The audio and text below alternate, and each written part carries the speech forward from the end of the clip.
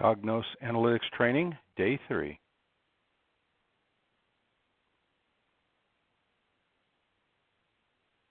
Now.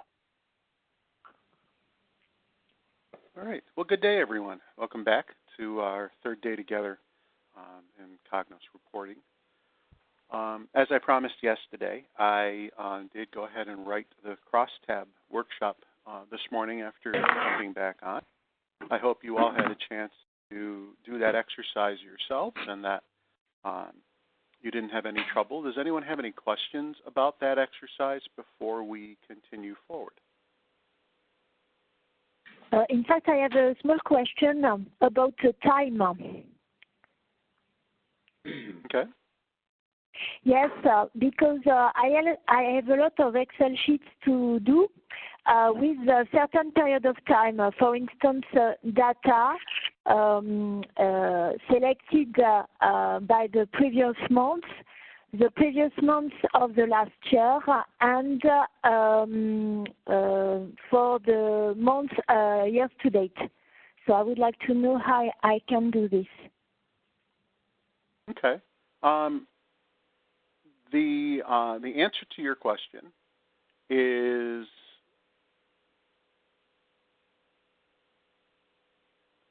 in order to get the different time frames that you want on your crosstab, it would actually be more straightforward to use this.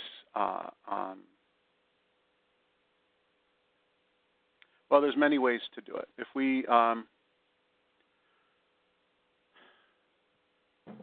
trying to come up with the best way. So the scope of this class includes something a module on filters and a module on calculations. And what you're really talking about is actually deriving a measure for a specific time frame. Maybe yes, you want quantity for this year, year to date, and then also for the quarter to date, also for month to date, same month last year, those kinds of time frames. Now, in the COGNOS reporting tool, you can actually access two different types of data. The data we've been accessing so far is data in a relational database like Oracle or SQL Server or something like that. It's also possible to create things called cubes. And if you've created those cubes, you can use those in COGNOS reports. And the nice thing about cubes is that they can pre-calculate all of these time frame-based measures. So, you know, the answer to your question, if you had cubes, would be use a cube and those time frames will be built in. We don't have a cube. We have relational data. So what we have to do then is we have to actually enter those calculations ourselves. We have to create a new column to put in our crosstab that is if the transaction date is between November 1st and today, use the quantity, otherwise count 0 for that record. You see, and that gives me month to date. And if the quantity is between January 1st of 2018 and today, use the quantity, otherwise use 0 for this record. And that would calculate year to date and so on. So with this data, to write that report, we need to learn how to do calculations, which is coming later this morning or this afternoon. Okay? The other thing is if it's all about this year, if it's all about 2018, then our report will be much, much faster. If in addition to those calculations, we also filter the report to only bring in rows for 2018. Otherwise, you see, it would be examining all the rows since 2012, and that would be a much longer report. So the first thing we would do to write your report is filter to just 2018 data. And then we would add calculations to derive the month-to-date, quarter-to-date and year-to-date values. So my proposal is that we actually do that exercise as part of today's class. Instead of using the made-up exercises in the calculation section, what we'll do is we'll actually do those year-to-date calculations together. Is that all right?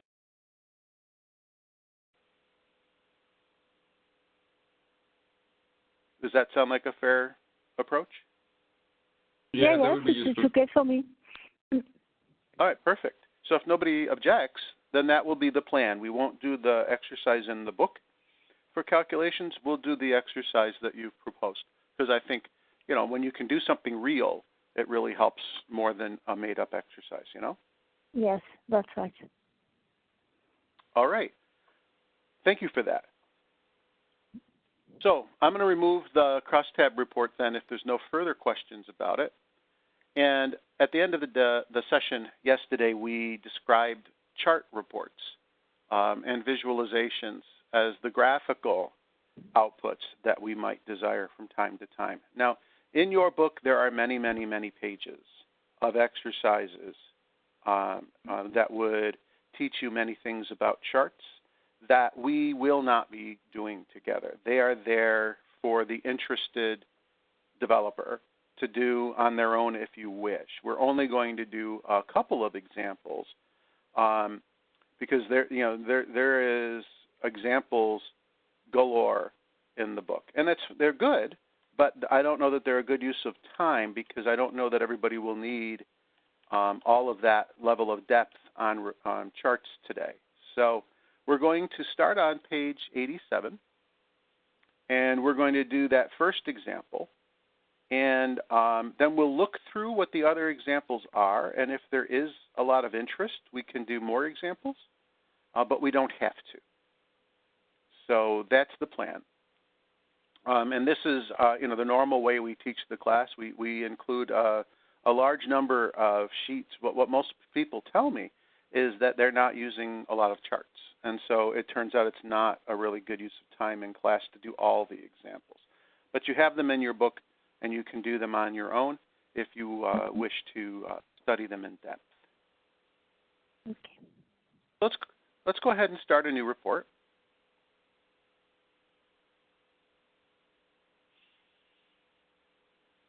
And when the pop-up comes up for a package, we're going to use that sample data. Of course, when we do calculations, we'll use Chromolux data. The sample package is in the samples folder.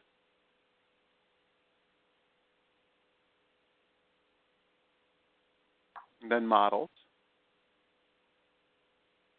And then go sales query. And then we'll click open.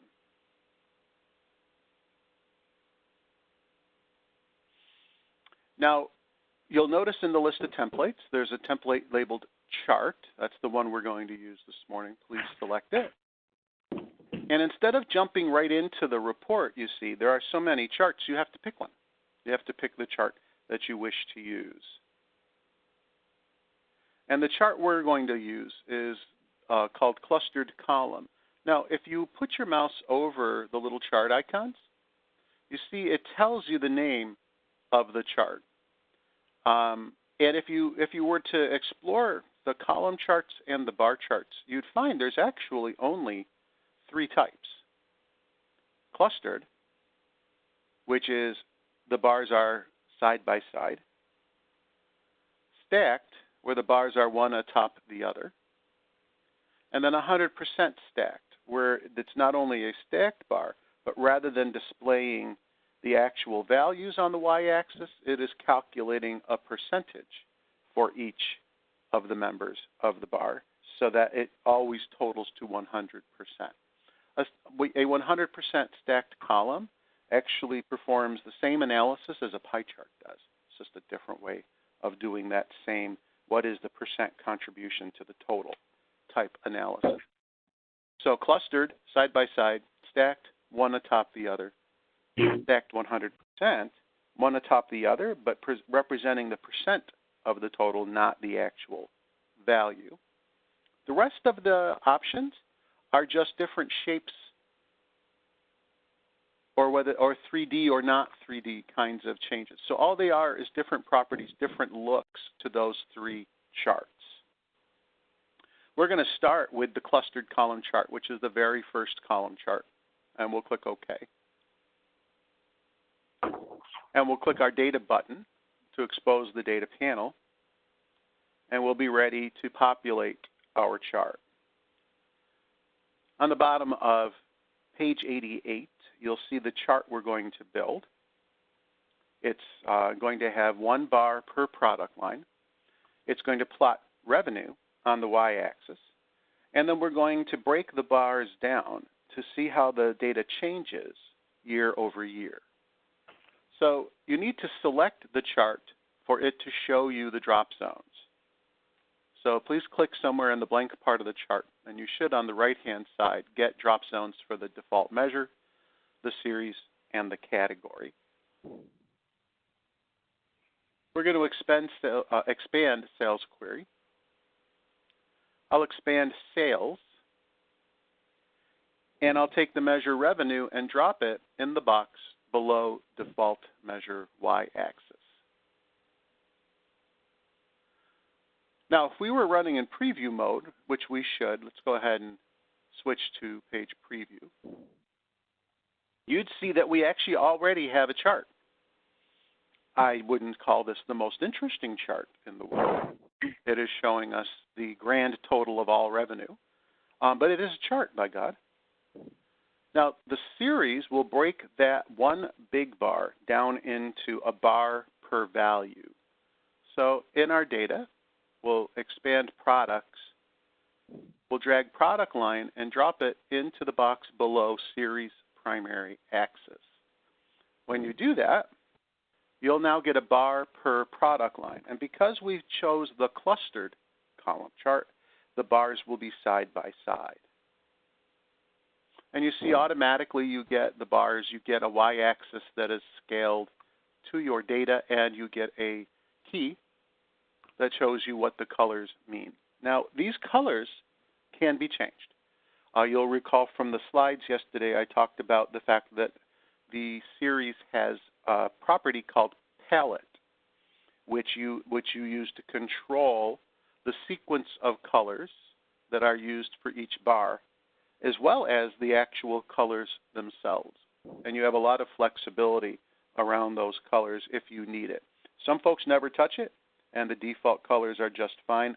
Other folks, the colors have a particular significance, so they use this palette notion to control those colors. We'll look at where the palette property is and how you might change it in just a second. Let's finish adding data, though, to our chart. We would like to have those bars that are shown for each product line repeat for each value of year. And that will create the chart on page 88. In your package, you'll find time close date. This represents the date that the order closed. Time is the order placement, ship is the order shipment, close is the data we want to analyze. We're going to expand time close date. I'll drag year close date from there into the box below categories y-axis. When I drop it in, you'll see that I now have the bars repeating for each year in the database. Now, if you look closely at the year 2010, you'll notice there's a gap. There is no mountaineering equipment bar in that year. And that's because for this sample company, they didn't introduce mountaineering equipment until 2011. Now, you might find this chart is a little narrow. It's a little crowded. While in preview mode, and only in preview mode, on the bottom right of the chart, you'll see there's little hash marks. That's your indication that you can click and drag to resize that chart. So go ahead and click and drag and resize your chart. And I think you'd agree that a little bit bigger makes it a lot more clear to see what's in it. If you were in page design mode, which I will quickly shift to right now, you'll note that the chart doesn't actually even look like it's being resized, and there are no hash marks to drag it. The only way you can use that drag approach to resize your chart is if you're in page preview.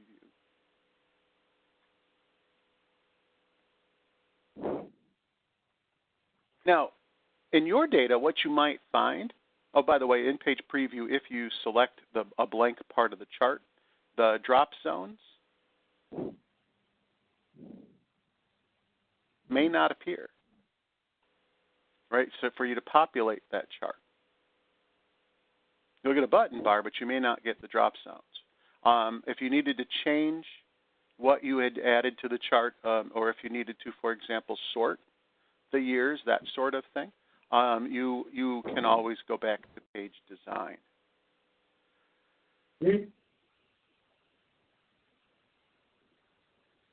Now, you may find, and this often happens to me when I'm working with customer data and not the sample data, you may find when you run your chart that your years will not automatically be in the proper order.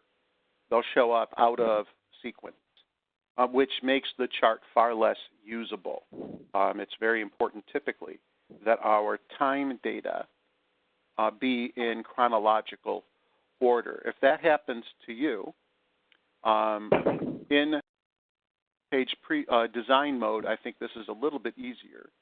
You simply would click on the year in the drop zone, and in the button bar, you could choose the sort button and ascending.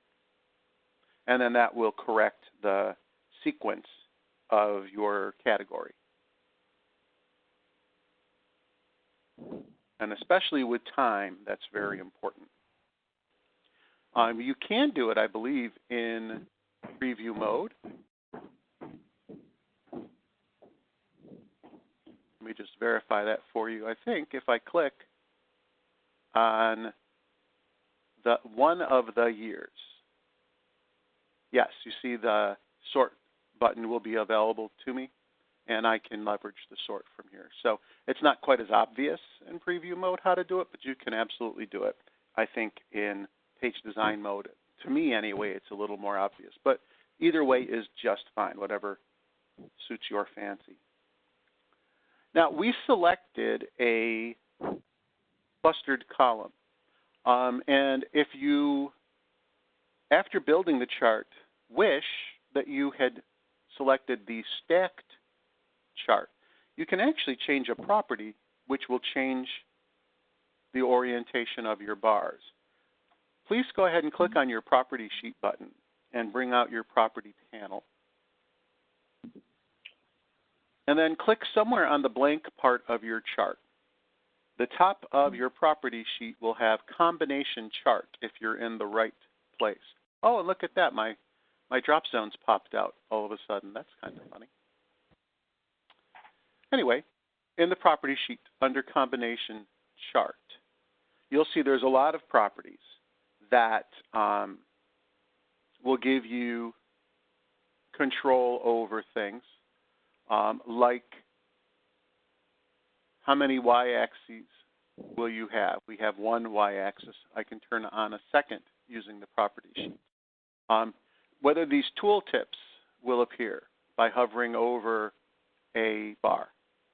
That's something you can turn on or turn off in the property sheet. There are many, many titles that you can turn on. There's a title, a subtitle, and a footer that you can unhide and change. Many properties in these charts. Indeed, depending on where you click, you'll get a whole different set of properties. If you click, for example, on one of the years, the property sheet will change. And you see, you could also define the sorting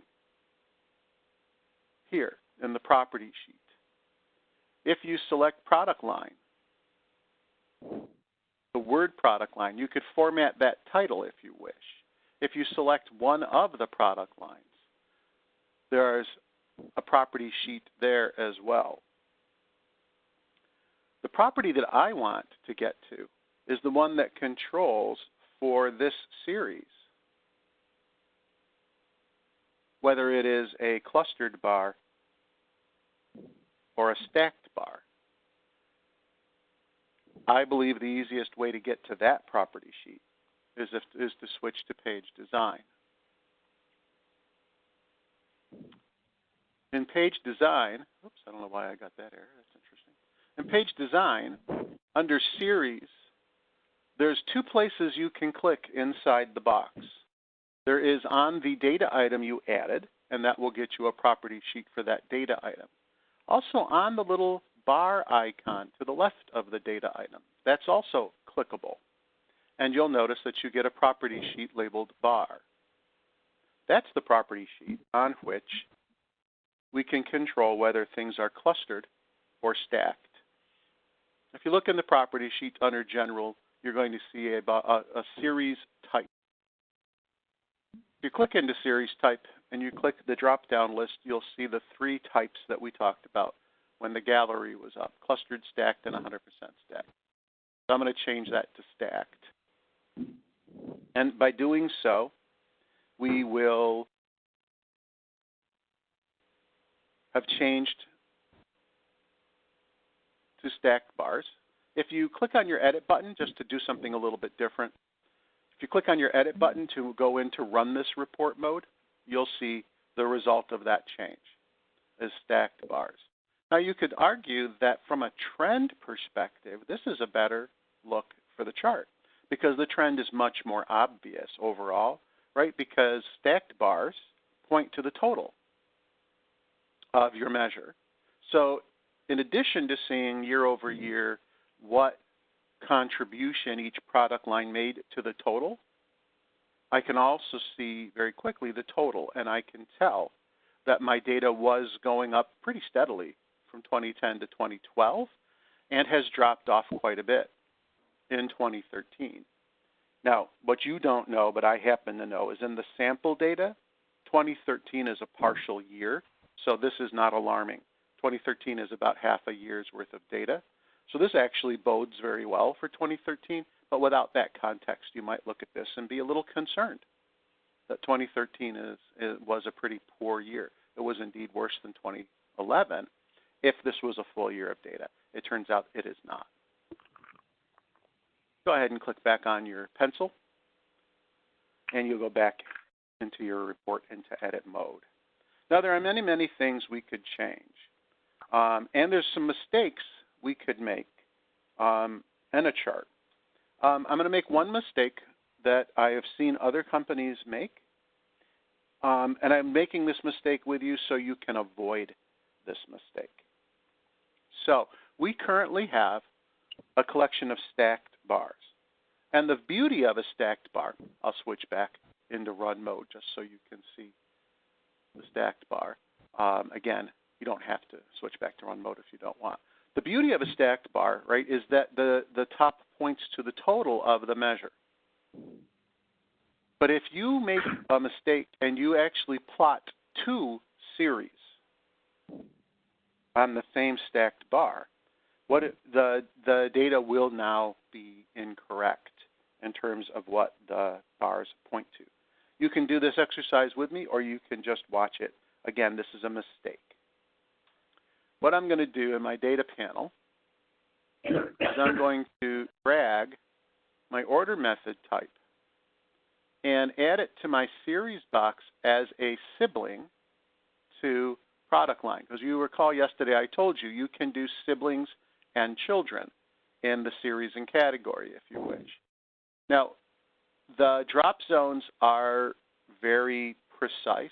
This is the sibling drop zone. This would be a parent drop zone, and this would be a child. Whoops, not that one. This one. Oops, too far. 1 pixel difference, guys. There. That's a child drop zone.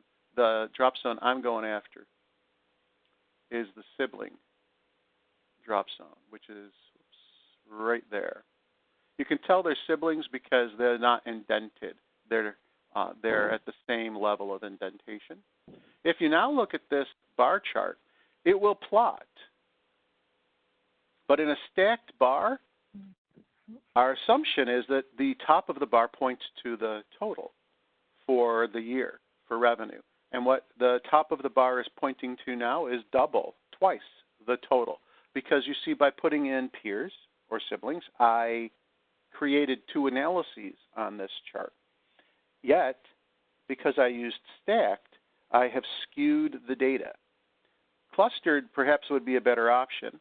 I have to tell you that I think it's seldom that siblings on a series makes sense in general. So having made that mistake, go ahead and delete the order method type from the series. Now let's use nesting where it actually is helpful. Let's suppose that what I'd like to see is not a bar per year, but I'd like to see a bar per quarter. But I'd like to see those quarters organized within their years. So what I could do is I could nest quarter as a child of year. Let's take a look at how that works. So from your data, in the time close date query subject, you'll find quarter close date. Drag that and drop it as a child in the category box. And that means the drop zone that I am showing, the lines will be below year, not above, not to the side. You'll know it's a child because you see it will be indented under the year. Once you've dropped that child successfully, you could run the report, you could switch out of edit mode, you could go to preview mode, whichever way you do it. Now you'll see how this parent-child approach worked on this chart. And I think you'd agree that's actually quite a useful chart. And it actually illustrates that 2013 is only a partial year, doesn't it? And it actually shows in 2013 our first two quarters were pretty darn good. So I think this nesting thing actually can really help you with a chart. And you see how the year and the quarter are presented so that the quarters and the year are, if you will, clustered together and labeled appropriately. And again, what you might find with your data, guys, is that the quarters appear out of order, that the quarters are not sorted correctly. And it's always important that our time information is sorted properly. So again, all you would need to do is to select that quarter close date in the category drop zone and sort it ascending if that order wasn't correct when you run it with your data. The sample data tends to come out in the right order. I'm not 100% sure why, but when I work with clients' actual data, it tends to not come out in order. So if the order is important, you have to add the sort definition. But as you see, it's 2 clicks and you're done. So that's, I think, a very useful chart. Now, in the book, it shows you how to put 2 separate series on the same chart. And I don't know if you believe you would ever do this. Let me show you what I'm talking about. On page 91, it shows a chart that has 2 sets of bars. In the back, it shows some stacked bars. And then in front of those stacked bars, it shows some clustered bars. And then on page 92, it shows you that same chart, but perhaps a little bit more readable because we've added some 3-dimensionality to the chart. Would it be interesting to you guys to do an exercise where we add a second series to the chart?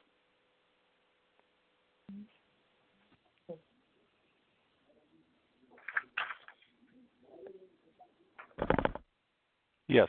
I'm going to take that as a yes.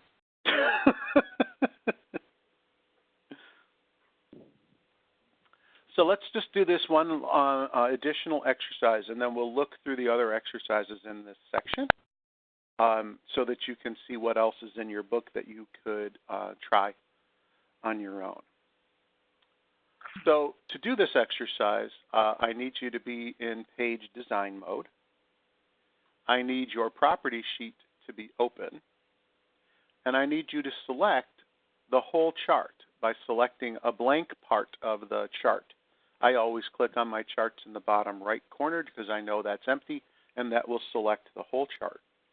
And the property sheet should be labeled combination chart at the top. Now, the property that controls the number of series I have and the number of y-axes I have is on this property sheet, and it's called combinations. So if you look at your property sheet, make sure it says combination chart at the top. Under general, you'll find a property called combinations that's actually got a value that says primary axis. Click on the combinations property, please, and then click on the ellipsis button that will appear. And you will get this pop-up for combinations. And this combination pop-up is also shown on page 90 in your book. Now, primary axis on the left-hand side is your left-hand y-axis. Notice there's a secondary axis, which is the y2 axis that will show up on the right-hand side of your column chart if you enable it. It's not currently enabled, but if you had a need to plot one measure on the left-hand axis and a separate measure on the right-hand axis, you could do so by enabling the secondary axis. In this case, I don't need another axis. What I need is another series. So you see that currently I have a stacked bar series on my report. What I'm going to do is add yet another series by clicking the green plus. When I click the green plus, it'll ask me, well, what sort of series would you like? Would you like a bar, a line, or an area? Yes, even though I selected a column chart, column charts, line charts, and area charts all have the ability to display these three types of outputs, bars, lines, and areas. So no matter which of the charts I pick from the gallery, line, area, or bar, I always can turn on any of these three types. So it's really like they're all just one chart with different preset properties, and that's actually exactly what they are. One big chart type with lots of properties set. That's what most of that gallery is. Anyway, I actually want a second bar chart to match the picture on page 91. So bar, and this second series, you'll notice that the back series is stacked and the front series is clustered on page 91. So we're going to go with a clustered bar as our second series. So we'll click OK. So you see now I have a stacked bar followed by a clustered bar. The order is important because the clustered bar listed second means it will appear in front of the stacked bar. So with that change, go ahead and click OK. You'll notice in your drop zones now you have an empty series drop zone that was added to the series area. Now, if we want to match the picture on page 91, we need to remove the quarter from our chart. You see the stack back there is by product line. That's fine. But the category is only year in that picture, not year and quarter. So I'm going to delete the quarter because I want to match the picture. If not matching the picture is okay with you, leave quarter there. That's perfectly fine with me. But again, I want to match the picture. So what does each bar in this second series represent? It represents the order method. So in my data, I will expand order method. I will drag the order method type and drop it into that second series drop zone now.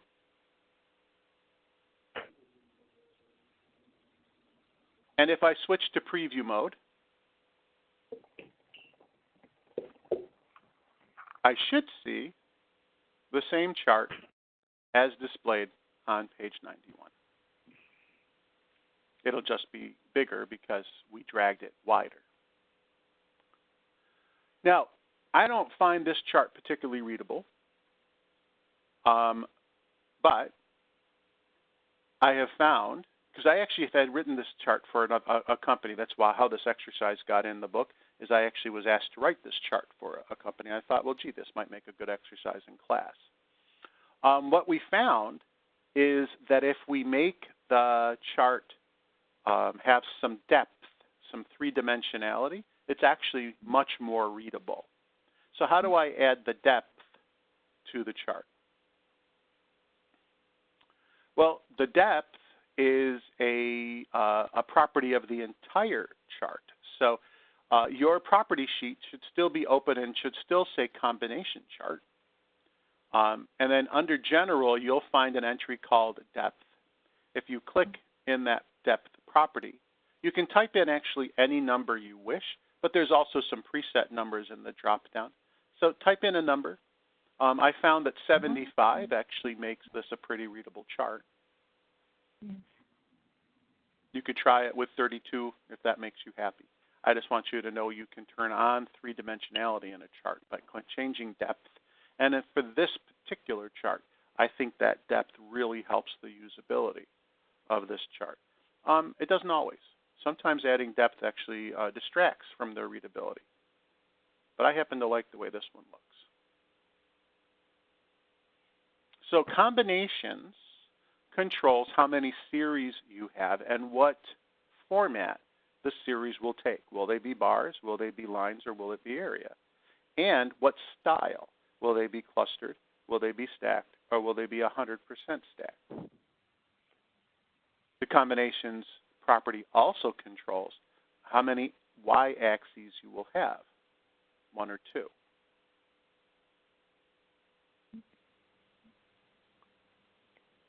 So that brings us to the chart that's shown on page 93. And then there's one last thing on 93 that we have not done, and I'm curious whether you'd like to do it. If you look on page 93 right below the chart, you see that it actually gives us the grand total of the revenue across all 4 years.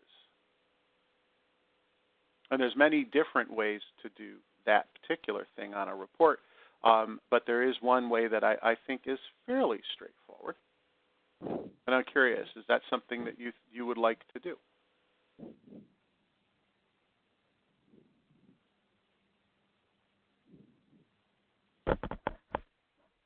Yes, Bueller? sure. Anybody? Yeah? Okay. All right, very good. So you'll note on your chart that below all the bars, it says year close date. But in the book on the chart, instead of year close date, it says year hyphen revenue colon and then the revenue. So what we're going to do is we're going to change this text. So in your chart, please click on the text that says year close date. And in your property sheet, you'll say it says axis title.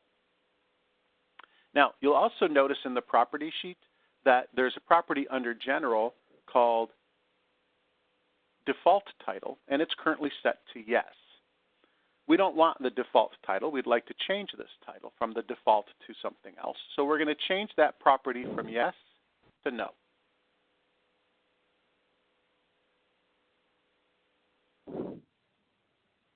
Okay?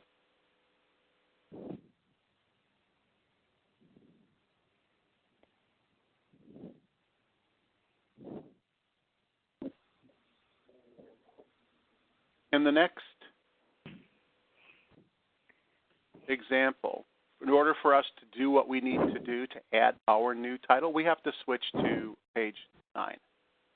So if you switch to page design, you'll notice on the chart itself, below the gray layout, there is the words axis titles, and to the left of that, there is a little tiny plus to click that will expand the axis titles.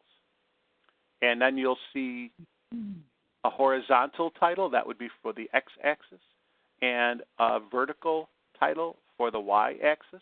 And you note that the y-axis says I'm using the default, but the x-axis now says double-click to edit text. That's because we turned off the default title for the x-axis. Double-click to edit text, right where it says that. And please go ahead and just type in year hyphen. You can put spaces around the hyphen if you want. Revenue colon space. That extra space at the end will help with formatting. It's not super critical, but if we don't want our dollar value to appear directly next to the colon, we want to add that extra little space at the end. And then go ahead and click OK. Now, that will put in just that static text. It will not put in the total for revenue yet. To get the total for revenue to appear after that text, in your data, expand sales so you can, oh no, let's use the best practice. Revenue is already part of my query. Why would I add it a second time? In your data pane, click on your Data Items tab. There you'll see revenue as part of the query already. I want you to drag that revenue measure and drop it on the right-hand side of that text we just added. I apparently dropped it in the wrong place. So if you dropped yours in the wrong place like I did, just click undo. I seem to have lost control of my screen. I'll give it a second and see if it comes back.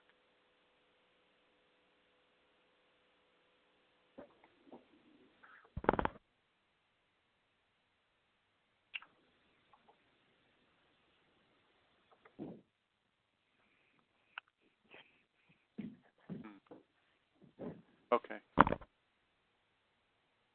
All right. Oh, geez. I did way too much. Okay, let me try dragging revenue again. Oh, I wonder if I have to unlock for it to show up. I want it to. Let me see. Let's just see where the text shows up. I may not like how it looks. I may end up unlocking. Oh no, actually it showed up in the right place, strangely enough. I'm just not used to it showing up underneath the legend. That's sort of bizarre. Okay. I guess I'm happy enough with that.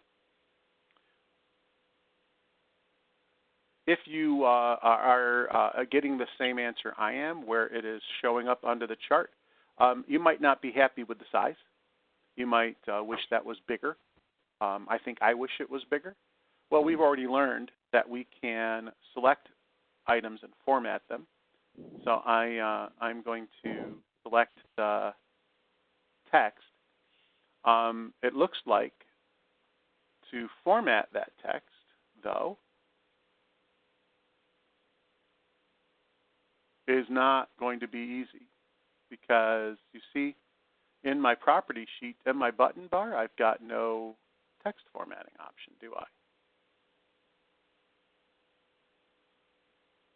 Whenever you select an item and the property you want is not visible, in this case I'd like to control the font, I'd like to control the size, what you do is you check the parent property sheet. Do you recall that we learned that there's an ancestor button on the property sheet? So I have my year revenue selected. And you see there's no property here that allows me to set the font. So I'll click on the ancestor button. And I will click on the parent, which is always the last item listed. Axis title has a font property. And you remember that whenever you apply a format to a parent, in general, the children will inherit it. This is an example of how you use that. So now that I've selected the parent, I can either in my button bar click on the font button or just double-click font in the property sheet. Either way, I'll get to the same place, and I can set my font size to something bigger, like, say, 12 point, and maybe even bold it up. And now when you switch back to preview mode or you run it or you click on your edit button, that legend should be more readable. Okay, so that was actually a useful exercise because I can remind you of this inheritance and just tell you the rule of thumb is when you select an item and the property you'd like for that item is not visible, your next step is to go to the ancestor button and go to the parent. I have a question. Is it possible to show revenue, for instance, for each product line in the chart? So you'll notice that the revenue for each bar is part of a screen tip.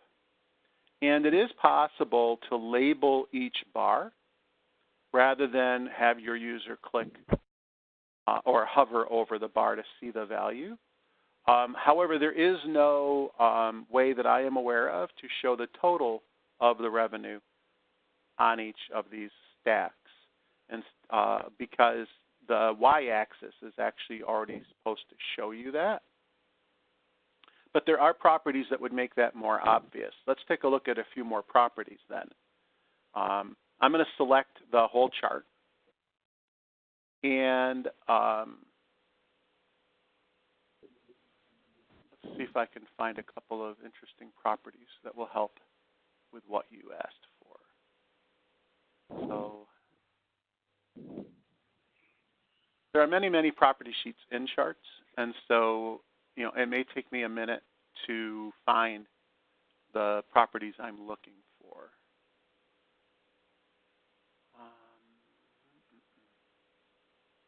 Nope, I don't see the ones I want here yet, at least not yet. Okay. Let me click on the series for the product line.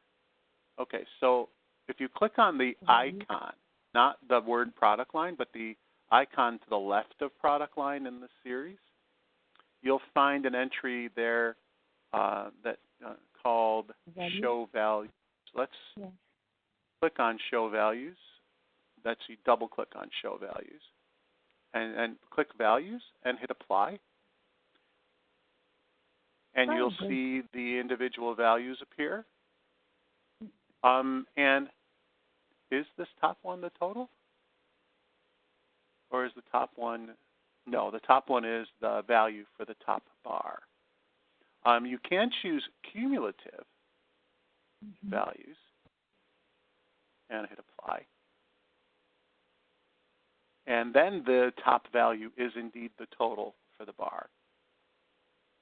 Also notice you can control where those values appear. Outside top is the default. You could say centered, for example, and hit Apply. You might consider that to look a little better. So if you put cumulative values on, the top value will be the total. Now, if you still click OK here, if you hover over a bar, it will show you the bar's values. So in this case, the hover screen hint shows you the bar's individual value, but the labels are showing cumulative values, which shows you in the top the total for the bar. I think that's about as close to showing the total on the bars as I can.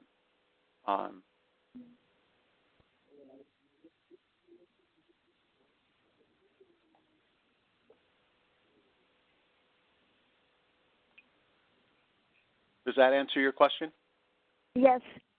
And is it possible to change the color as well?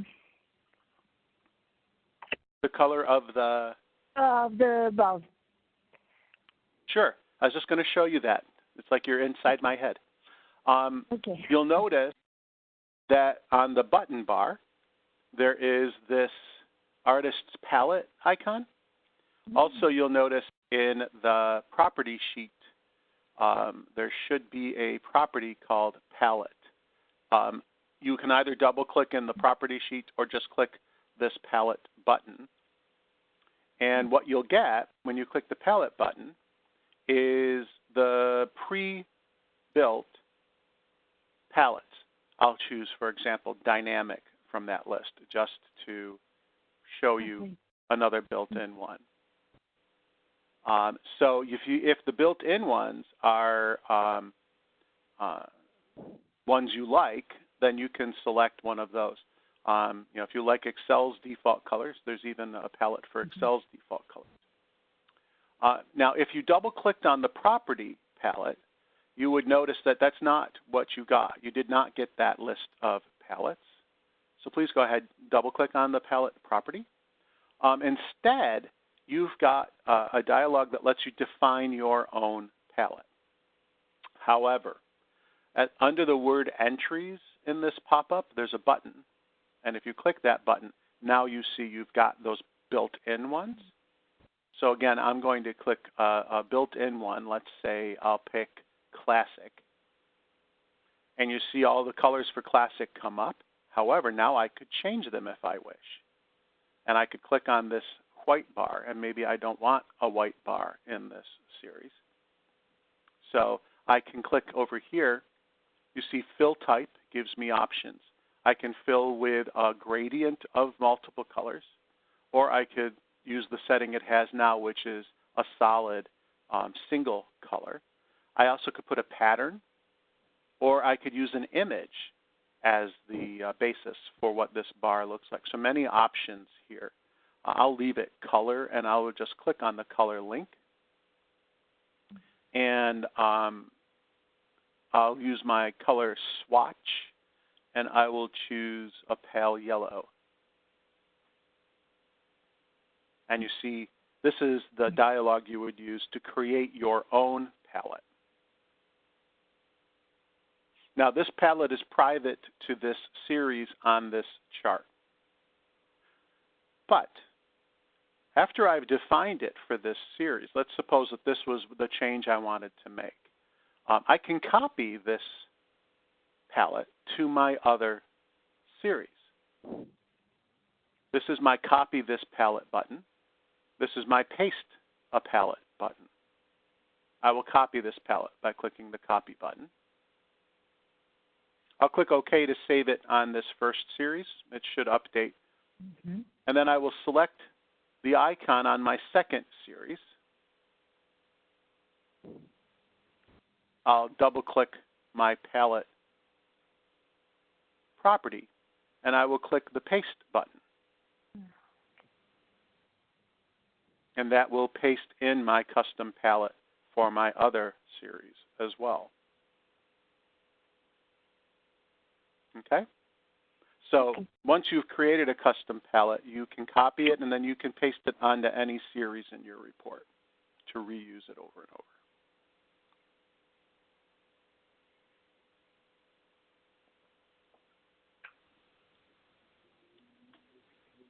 In your book, there are a number of exercises. We've actually done out of order. I apologize. I hope I didn't confuse anybody. We've done out of order all of this first activity. And the next two exercises, the first of which begins on page 96, we actually build a dashboard, if you will. Not the nicest looking one, I grant you. But on page 98, you can see that this workshop would build a gauge chart, a line chart, and a crosstab. And have you lay out your page, have you create multiple charts. Notice on page 98, there are rounded corners on these charts, and they have a little drop shadow on them as well. And the background fades from white into gray, or transitions from white into gray. Also notice that the data is expressed in millions on the chart.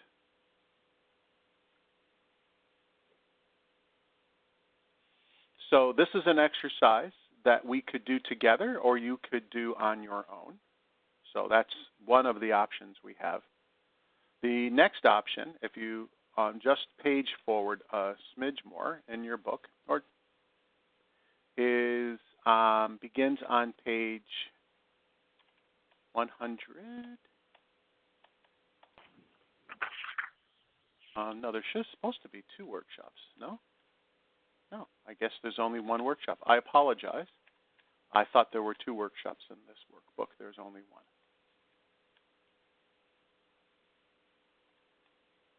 All right, so that's our option. So our option, having done all of these interesting things, is to spend some time together now and build the workshop, the result of which is shown on page 98, or to move forward to the chapter on filters. And you need to tell me if you believe that more work with charts and some additional properties like how do I change the data format to millions and that sort of thing is a good use of time together today. Does anyone have an opinion? I would like to move on to the next chapter. Yeah, I agree. Okay. All right. All right, so that workshop will be left as an exercise for the interested author to do on their own. Thank you for that feedback. Let's go ahead and save this report, though, since it's got a lot of cool stuff in it. Let's save that out into your My Content, and let's call this BR Charts Demo 1. And in your book, we're going to skip forward to page 103. I'm going to stop sharing the COGNOS screen here, and I'm going to switch to sharing my screen and some slides to talk to you about filters.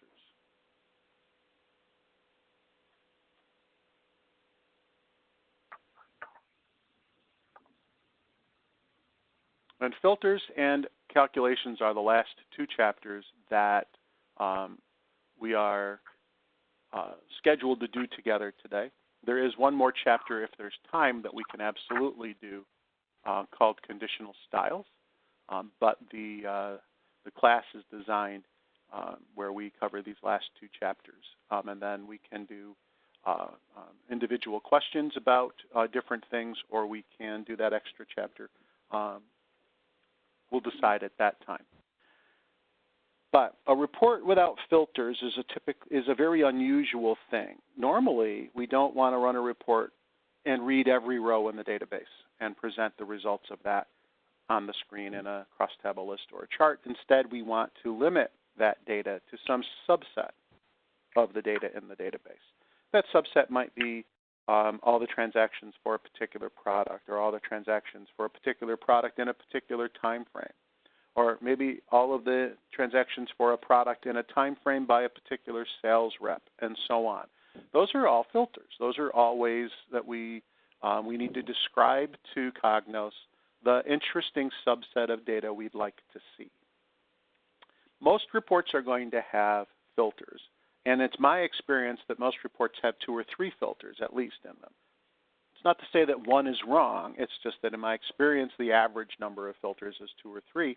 The report I've written for a client that had the most filters happened to include 24 filters.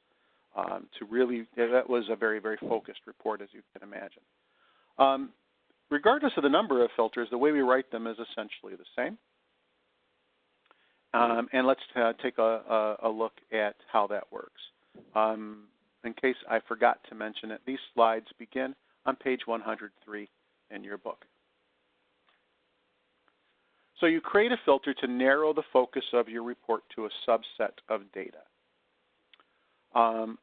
Filters are technically known as Boolean expressions. That's because we describe filters as being evaluated to either true or false. So I describe, for example, product line equals camping equipment. And then I examine each row in the database, well, COGNOS does when I run the report, and it determines is that true or false for each row of data. Is this sale for a product in the product line camping equipment? True means the record will be part of my report. False means the record will be omitted from my report. And the mathematician who came up with this notion of true and false statements was this fellow named George Boole. Thus, they're known as Boolean expressions. So that's just a little bit of trivia. The important thing here is that we understand that we create filters to examine the data, and those filters can describe what we want.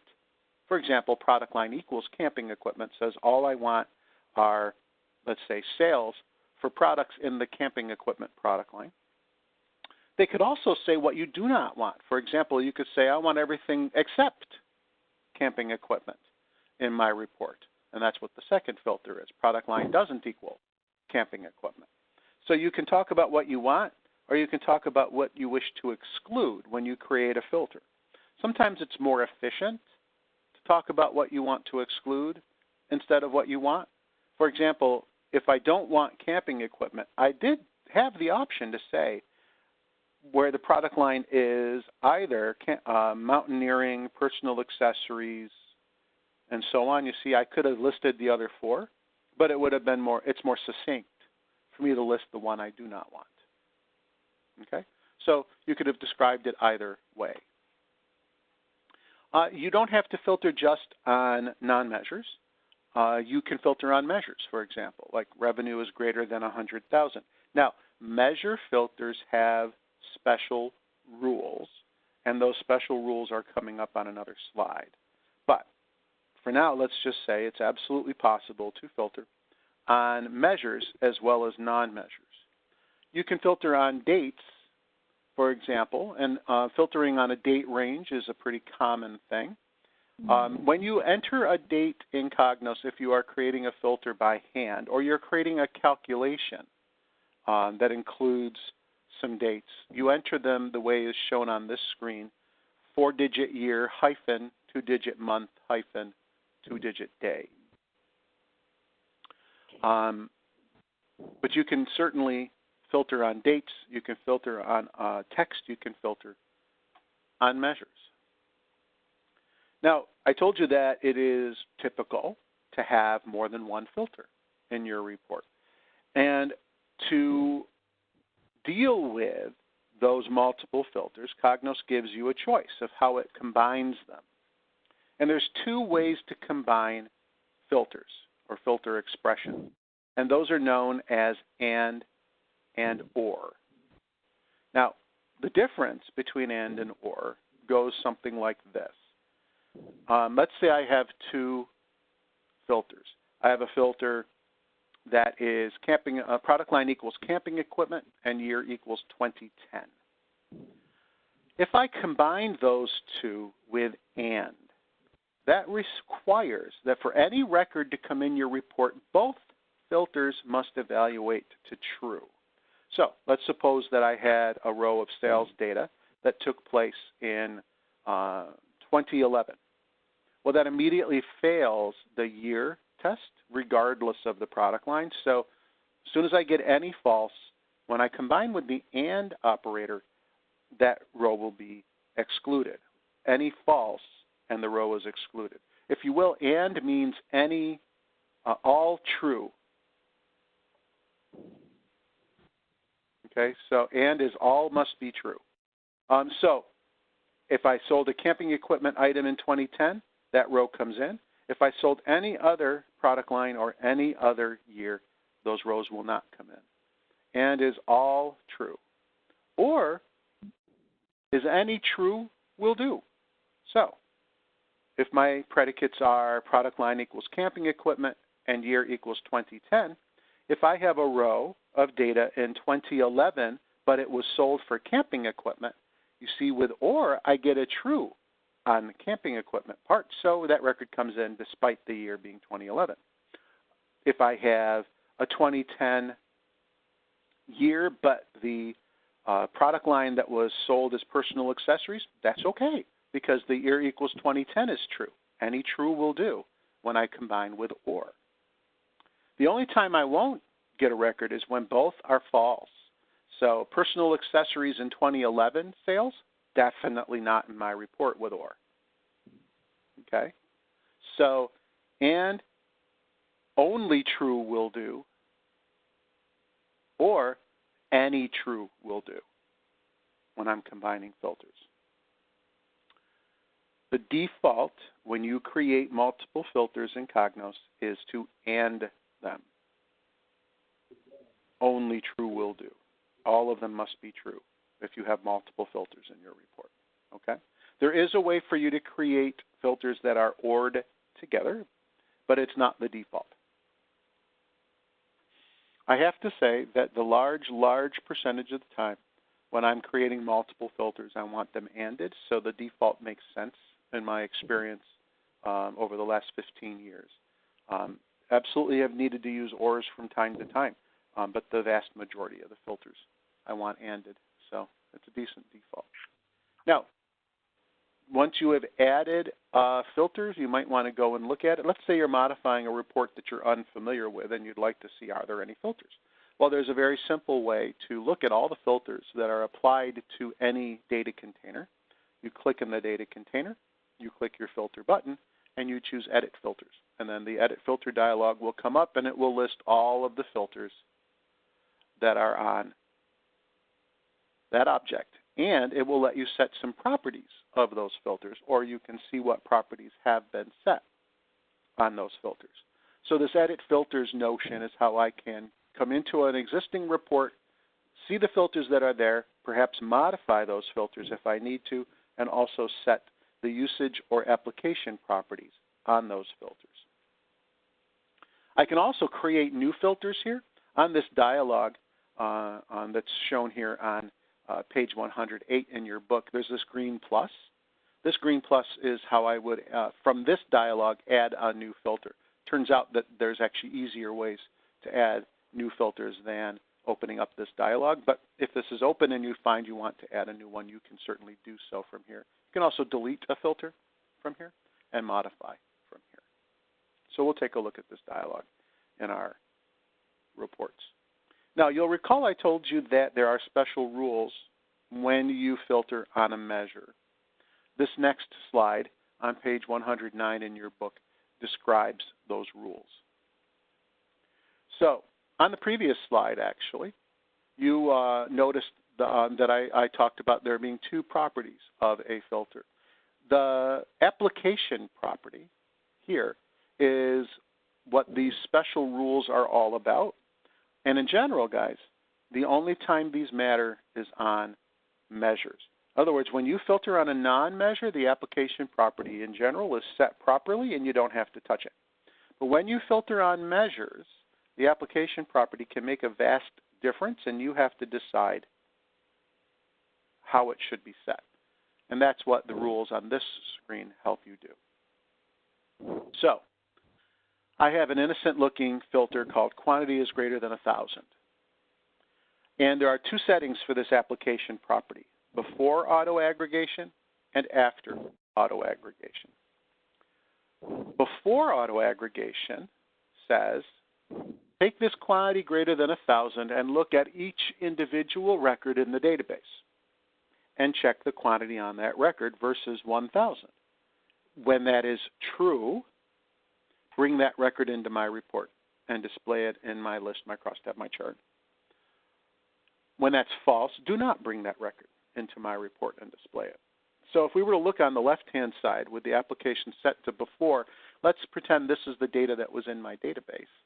Then I would get false on all of these top records here. Oops, I got a true here, I got a true here, and I got false on these records. So only these two records would come into my report if my application setting was set to before. But let's suppose my application setting is set to after. After is in my experience just a little bit hard to fathom. So you've got to use your imagination a little bit. So you have written a report and you have placed, let's suppose, a list on your report, and you have, in that list, dragged over your product type and your quantity. Now, without filters, you know, when we run that report, COGNOS is going to build a single row per product type, right, because we know that's how the default works. and it's going to total up my quantities for each product type and present them in my list, yes? Now, when we throw in the filter to that, and the filter is set to after auto aggregation, COGNOS actually does all of that stuff that I just described. It goes and grabs each individual product type, it aggregates the quantities and brings that into memory. Then it will examine these aggregated quantities versus my filter and only include the product types where the quantity total is greater than 1,000. And of course, all of these are well in excess of 1,000, so there'd be no change in this report. So, before aggregation means examine the quantities on each individual row. After auto aggregation means build my report in memory, aggregate my measure. Then, after having aggregated, check my filter against those aggregated values. Okay? The default setting, when we create the filters the way we will learn together today, is after. My experience is I often, when I filter on a measure, I often need it to be set to before, and that means you're going to have to manually reset that property to before because the default is after, okay? So you have to know which one you want, and then you have to know, go change it to before if indeed you mean it to be. Looking at the rows and the data, not the aggregated values after it has built your report in memory. Here's an example with some data of the difference between before and after. So my measure filter is revenue is greater than 7,500. My application is set to before. This is my data in the top right. So before means examine revenue on each row and bring into my report the rows that satisfy that filter. So this greater than 75, greater than 75, less than, greater than, less than, greater than, less than, less than. So only the greater thans will come in. So I will get in my report this cooking gear row. I will get, you see my report is summarizing by product type and order number. Well, there's only one order number, so it's summarizing by product type. So I will get cooking gear, and both of these satisfy the predicate, so I will get 32.9 as my revenue when I aggregate by cooking gear, because both satisfied. Eyewear, false, false. I will get no eyewear in my report. Golf accessories, there's only one row, but it is greater than 7,500, so golf accessories will come in. There are two lantern rows, but you see only the second row matches 7,500. So I will get lanterns in my report, but I'll get only 7884 showing because I've eliminated this 5475 with my filter. And then watches, neither passes the filter, so I get no watch data. So this is the result of my report when I've set this to before with this data set. Now I'm going to switch from before to after. After says first, aggregate matching my report. So I got to total up cooking gear, so that's my 32,900, absolutely greater than 75, so I'll get that on my report. Eyewear, 4,600, nope, less than 75, can't put it on my report. Golf accessories, there's only one, nothing to aggregate. Golf accessories will get onto my report. Lanterns, 7 plus 5 is 12, plus a little more, so 13,000 greater than 7,500. So lanterns will appear on my report for $13,360. And then watches for $671, just falls short, so no watches on my output. So you see the difference. I get a different outcome based on this setting. So it's important that you set this setting correctly, or you might get an outcome you did not intend. Here, I eliminated one of the lantern rows, and so my lantern total here is 7884. Set to after, I did not eliminate any of my lantern rows, so my lantern rows total is 13360. So you can get what appears is a subtle but a very important difference in your report outcomes based on this setting. And remember, the default setting is after auto aggregation. After you've added your filters to the report, it's actually very important that you share what those filters are with anyone who's using your report. Because if you think about it, the filters are really setting the context for the data being displayed. So the filters tell you something about what the data means. Now, you could use the title of the report to express the context. You could even drag your text tool from your toolbox onto your report page and type in text that explains the context. However, COGNOS does give you a little filter text tool that you can use. You click somewhere in your object, you click filters, you choose insert filter text from the menu, and it will display your filters for that object above that object. So it is possible for you to automatically label with your filters and therefore automatically show the context for the report when you share the report output. And that's probably a very important thing to do.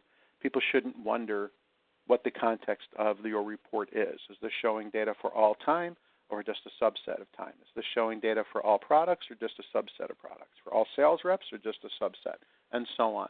Those question marks should never be there when you share a report output with others. And this is a great way for you to eliminate those question marks in your report.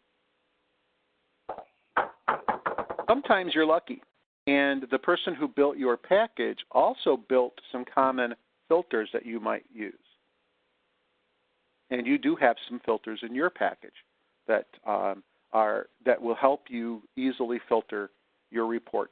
And you just drag those filters and drop them on top of your list or crosstab or chart, and it will filter the query behind that object for you. You might not have filters in every package. If not, then you will create them, and I'll show you how to create filters, obviously, in the next exercise. But you may have some in your package. They will have this funnel icon, and you could leverage those by dragging them onto your report. So with that all said, as the filtering, I'm going to switch back to COGNOS. So I would ask, please, for the screen that's showing COGNOS to be shared and control passed back to me. And we'll go ahead and do the exercises in the book.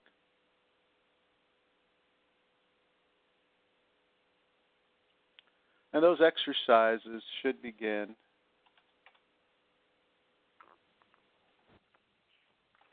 I think round about page 108. Let me just check. Nope, I'm wrong. It looks like we're way up there to 113, 114 even. So on page 114 in your book, you'll find the exercise. And this exercise actually has us start with that first report we wrote together, that list report that we saved. So as soon as I get control here of the screen.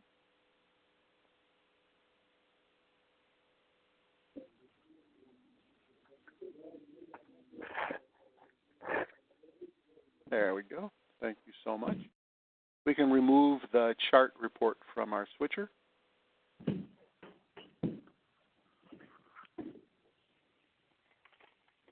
there's something in front of my switcher. I think the recording control might be in front of my switcher. I don't see it.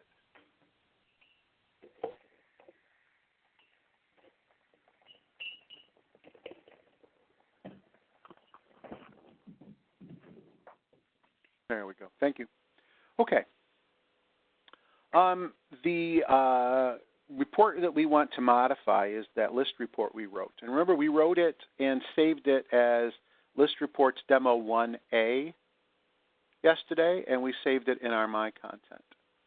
So if you would click on your My Content, please, find that List Report Demo 1A we saved yesterday, and we want to edit that report. Lots of different ways to edit the report. You could run it and then click the Edit button.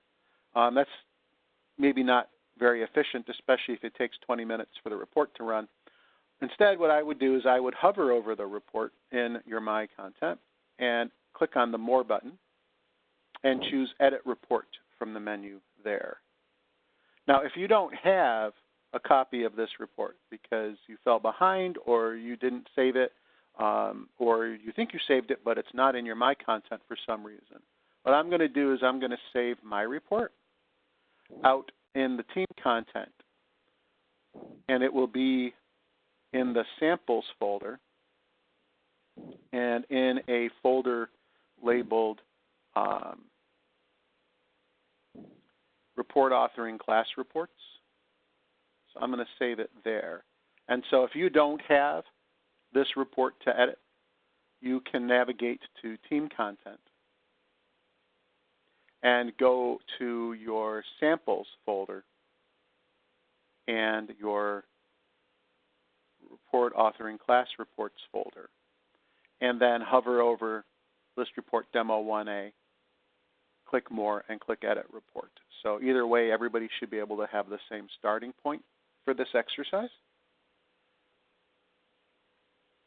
And once you have this report open, please save it with a new name in your My Content. So click next to the Save button on the right-hand side on the Save Options menu. Go ahead and choose Save As. Click on your Team Content and call this BR Filters Demo 1.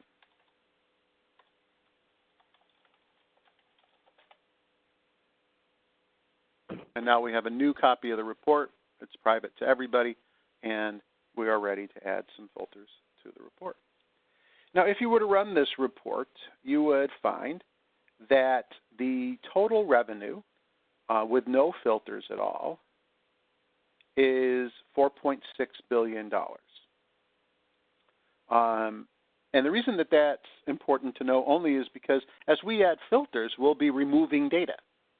And when you remove data, you would expect that number to go down. So if we add a filter and our total is still 4.6, that filter has had no effect.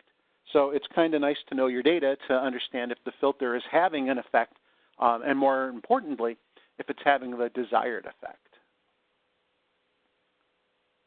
So having saved a new copy of this report, starting on the bottom of page 115 and continuing on page 116, it has us click somewhere in our report on any column heading to bring up a toolbar. The very first entry in the toolbar will be the Filter button.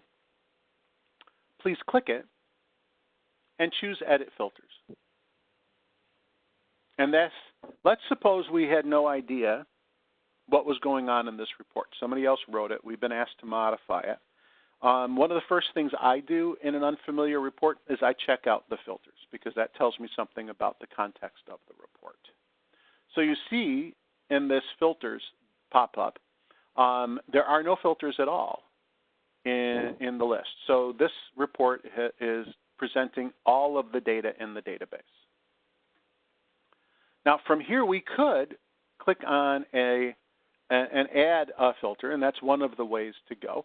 I'll show you several different ways to add your filters today. This is one of them. Let's click on that green plus. So it gives us the Create Filter pop-up, and you can select three different options: Custom, based on a data item; Combined; and Advanced. We don't cover advanced filters in this class. Those are filters you type in yourself. They're free-form text, and you have to get them exactly right so that they are syntactically perfect or COGNOS can't use them. In the advanced reporting class, if you ever took it from LPA, you would learn about these advanced filters, but they are not part of today's class. You'll recall that you can combine filters with either and or, and the default is and. If you want to or a bunch of filters instead of and them, you must start by creating what is a combined filter. If you create a custom filter or an advanced filter, you are telling COGNOS you'd like to add this new filter with everything else that might be there. Combined allows you to specify when to use and or.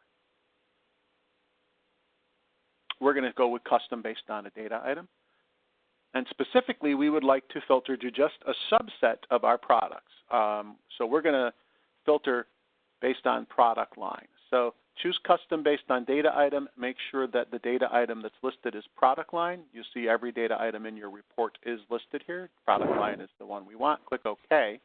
And up will pop a filter wizard. It'll show us the 5 values of product line. And we would like to limit the report to just camping equipment and personal accessories. So I can click on camping equipment and use the yellow arrow to add it to my selected values, or I can just double click on a value and it'll auto add it to selected values. Please do whichever one makes you happy. But ultimately what you need in the selected values is camping equipment and personal accessories. Once you've done that, please click OK. Now you'll note that the usage is set to required, and means that the filter will be executed. Disabled means that the filter is defined but not executed when you run the report. And optional comes up in a minute. So disabled is just, it's here, but it's turned off. You might do that if you have filters in the report that you use only for testing. You could disable them once you've done testing. Required is the typical setting that you want. And this is set to before auto aggregation, but since this is not a filter using a measure, we leave that application setting alone. Let's just click OK. Let's switch to preview mode, and let's take a look at the result. The result will be that my report is now limited to just those 2 product lines. Now, because of the way we sorted this report, the first product line presented will be personal accessories. And if you click your page down button, you'll see at the end of personal accessories, you'll get golf equipment. And if you again hit page down, you'll find that you get to the bottom of the report. And you'll note there are no other product lines. And instead of totaling to $4.6 billion of revenue, we now total to just over half of that number, $3.4 billion of revenue. So that is the impact that your filter has had. You have eliminated half of the data in the database as far as total revenue goes.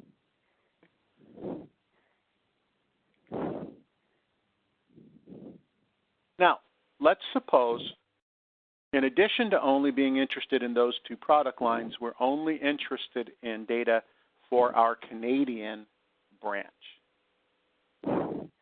Now, the branch country is not part of my report.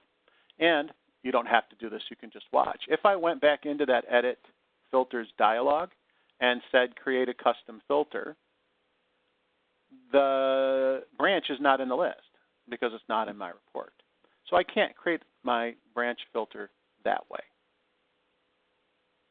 Now, you might think, well, then I have to add branch to my report, at least temporarily, so I could add a filter on it. That actually is not the case. That would work, but it's not the requirement. Go ahead and click on your Data tab, please. And in there, please expand Sales Query. Expand Branch. And in Branch, you'll find the country is listed. It's 4 from the bottom of the items. What I'd like you to do is right-click with your mouse on Country, and you'll get a context menu. And one of the items in that context menu is Filter for Report. Please click it. that will give you a pop-up of countries. You should find Canada there in that first page. Notice when there's a lot of values, like there is more countries than are shown here, you have page up and page down buttons here on the left-hand side, and you could go looking for your values by paging up and paging down. But you can also use this search capability here. So if you were looking for a country that is not visible, you could type in some or all of that country name and click search, and then select that value. In our case, Canada is visible here, so we can just select Canada and click OK. And our report will rerun. And now it will only show data for sales that were done in my Canadian branch. If you click down to the bottom of your report, you'll note that our total has reduced further to $133 million in revenue. Okay? So we've eliminated a lot more data. That's what filters do. They focus my report on a subset of the data. Now, if you were to print this report and give it to your colleagues, there's nothing on this report that shows the context. Now, we have the context is two things. It's the product lines and the country. Now, you could tell me, Rich, the product line is obvious. There's only those two product lines on the report. Clearly, those are the only two included in the report. And I guess I would agree. But there's nowhere on this report that tells me that this is running just for Canada. So let's use that filter text tool to display that context at the top of our report. So on the bottom of page 118, it tells us to click in the report to bring up a button bar with the filter button on it. I happen to already have a button bar with the filter icon on it open. If you don't, click any column heading and it will come up. Go ahead and click the filter button and choose the bottom entry, Insert Filter Text. And after you've done that, it will again rerun the report. But at the top of the report, you will see both of the filters that we entered are listed. Now, if you were to run this to a PDF or to an Excel and give this output to someone, on the first page, that context will appear.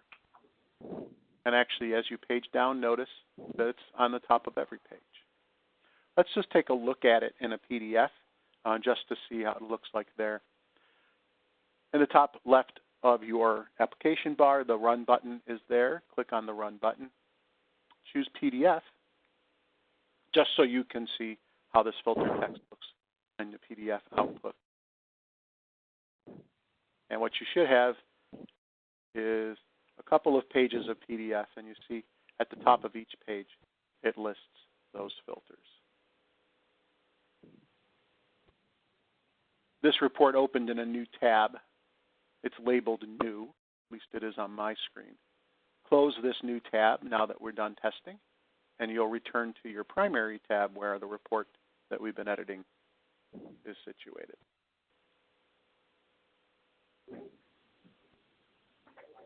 Okay, let's save this report. So that's a quick example of using two filters. Those two filters are combined with AND. Let me remind you, please click on any column heading if you need to bring up a button bar with the filter button on it. Click on the filter button and choose Edit Filters. When you are on this screen and you see two filters listed as separate lines, they are always ANDed together. Remember, the default for each filter you add is to AND it with all other filters in your list. Okay?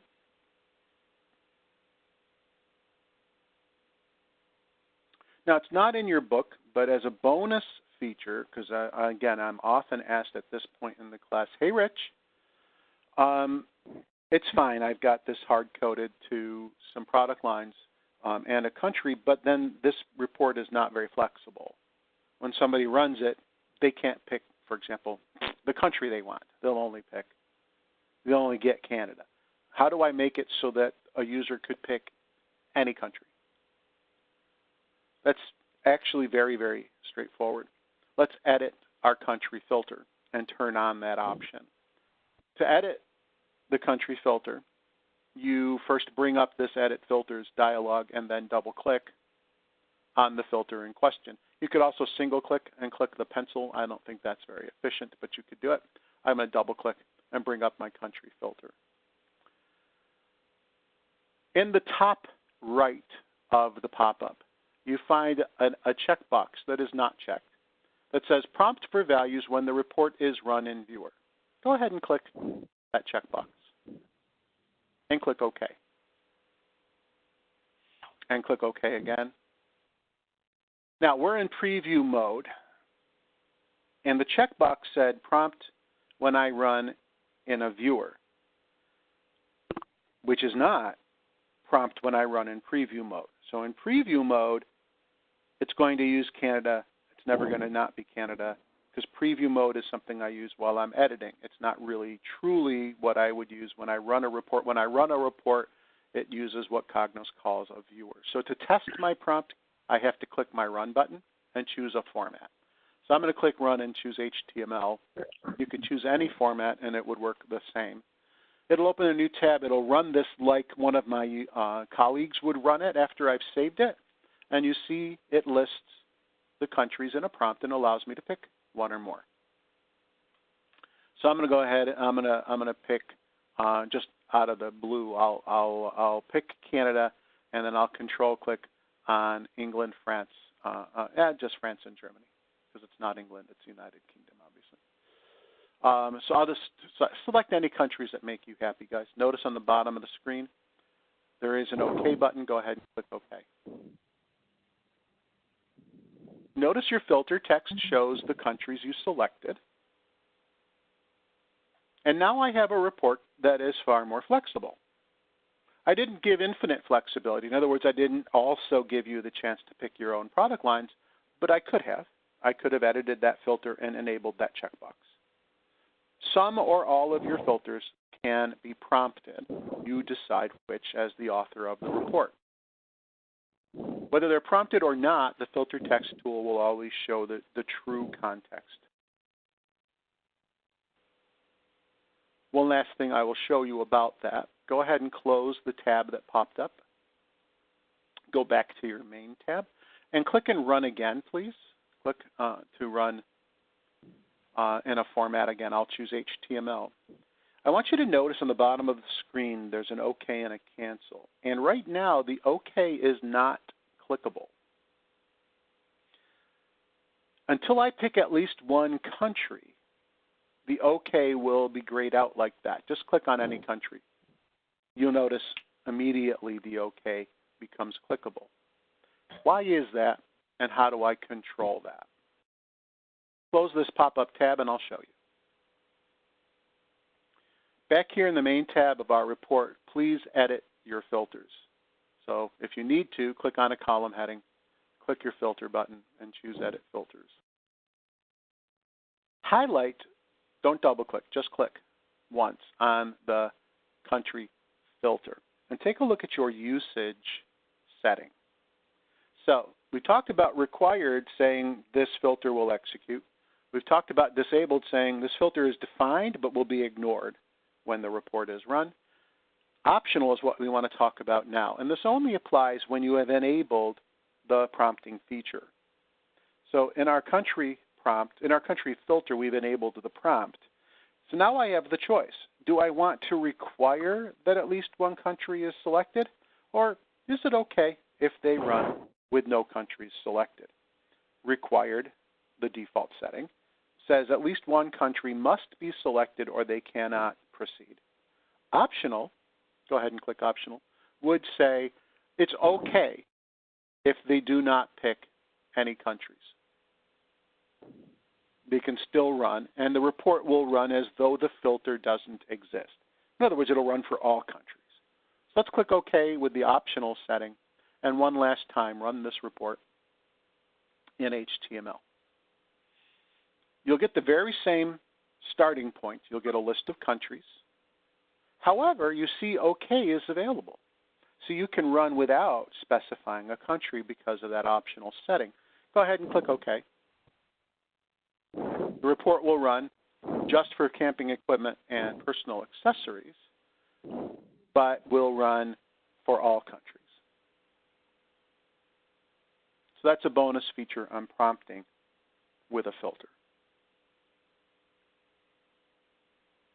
You can go ahead and close the pop-up tab. You can go ahead and save this report. And moving on to page 120, we're going to add a filter on a measure and try out those special rules. So if you would, please remove this report from your switcher. And let's again start with an existing report. In your My Content, you should have an entry called BR List Report Demo 2. Hover over it. From your More menu, choose Edit Report. Again, some of you may not have this report in your My Content for some reason, so I'm going to save my copy out in the Team Content area so that you can edit this report as this exercise. About on Team Content Samples, Report Authoring Class Report, there will now be a BR List Report Demo 2 for you to edit, so you can navigate using Team Content into Samples into the Class Reports folder, hover over the report, click More, and choose Edit Report, and in that way get to the exact same place that I am. I'll give you a second to get there. And then you might have suspected we're going to do a Save As. So please click next to your Save button and choose Save As. And please save out in your My Content this new report and call it BR Filters Demo 2.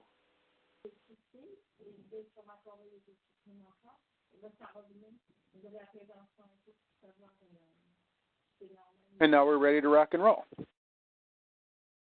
So again, this report has no filters. What if I didn't know that? Click on a heading, click on the funnel, click Edit Filters. You'll see there is no filters listed. So again, this report will total up to that $4.6 billion. I also want you to note, and if you wanted to run the report or preview the report and look at the footer for personal accessories, that the personal accessories total in particular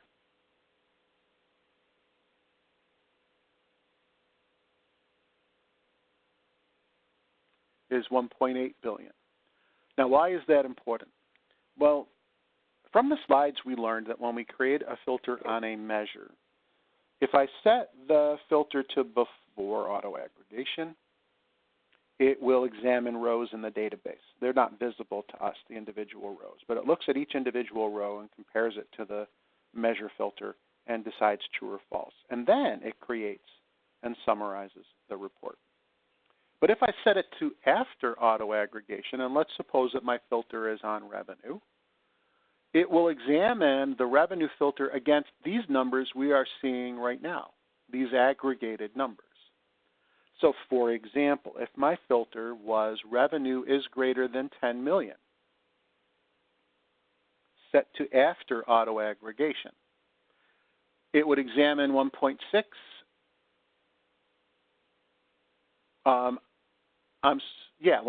billion. Wow, for a second I couldn't read that number. That obviously is greater than 10 million. 73 greater, 47, 42, 17 is greater. 6 million is less than 10 million. And it will eliminate this row for male, and it will eliminate this row for special because they're both lower than 10 million.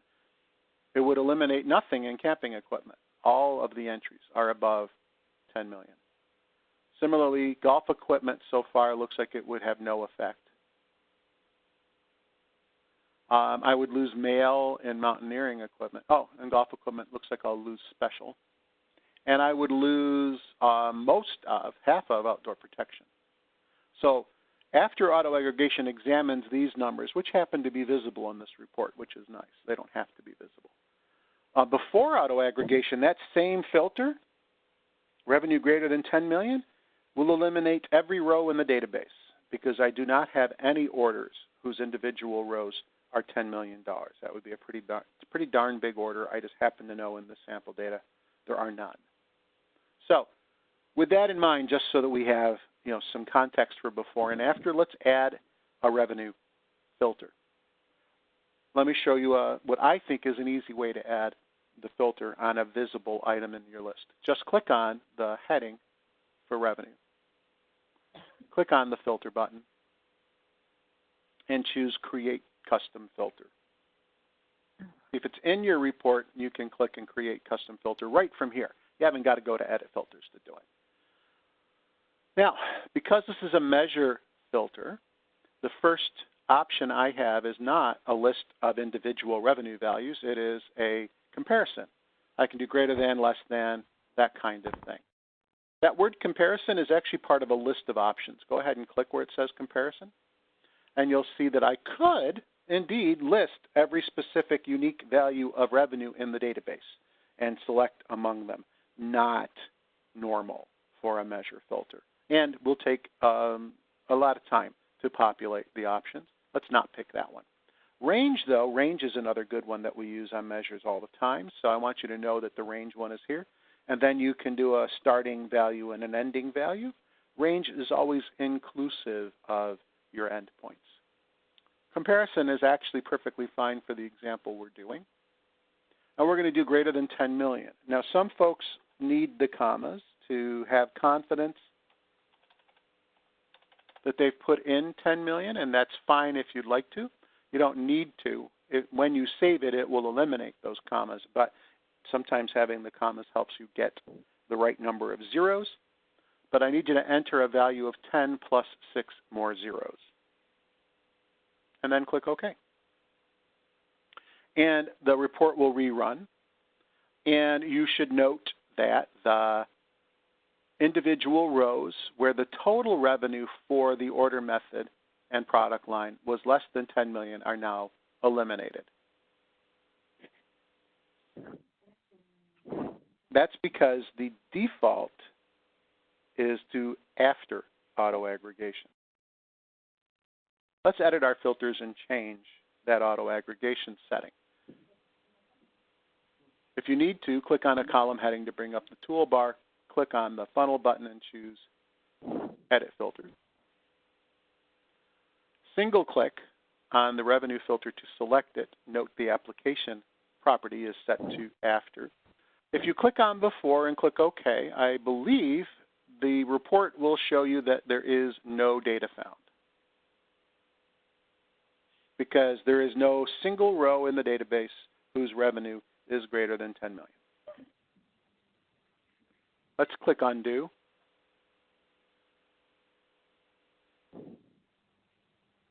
And let's go back and edit our filters again. But this time, let's set it to before auto aggregation. But let's change the number so that we actually get some results. So let's change it from 10 million to 50,000. Now, 50,000, as far as a single order line for this data set, is a pretty big order. So we're going to eliminate a lot of the data, but not all of the data, by examining each individual order line for this $50,000 threshold. Go ahead and click OK and click OK again, and now you should get some results.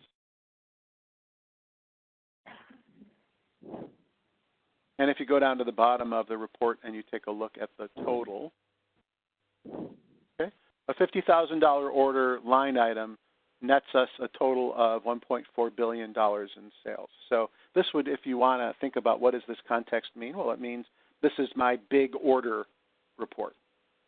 Show me we have arbitrarily defined big order as a $50,000 line item. This is the summary of my big orders. That would be the context for this report. So the moral of the story we're trying to drive home here is this application property when you filter on a measure.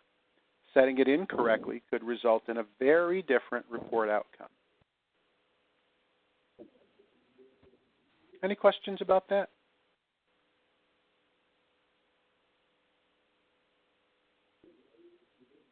Okay, let's go ahead and hit save. Now it's about 10 till 10, which is right about where I want it to be. On page 126, there is a workshop with a list report using Chromolux data. And you're going to create a report that shows some sales information summarized by the product group and family and something called major stat description and the quantity sold. And we're going to add a detail filter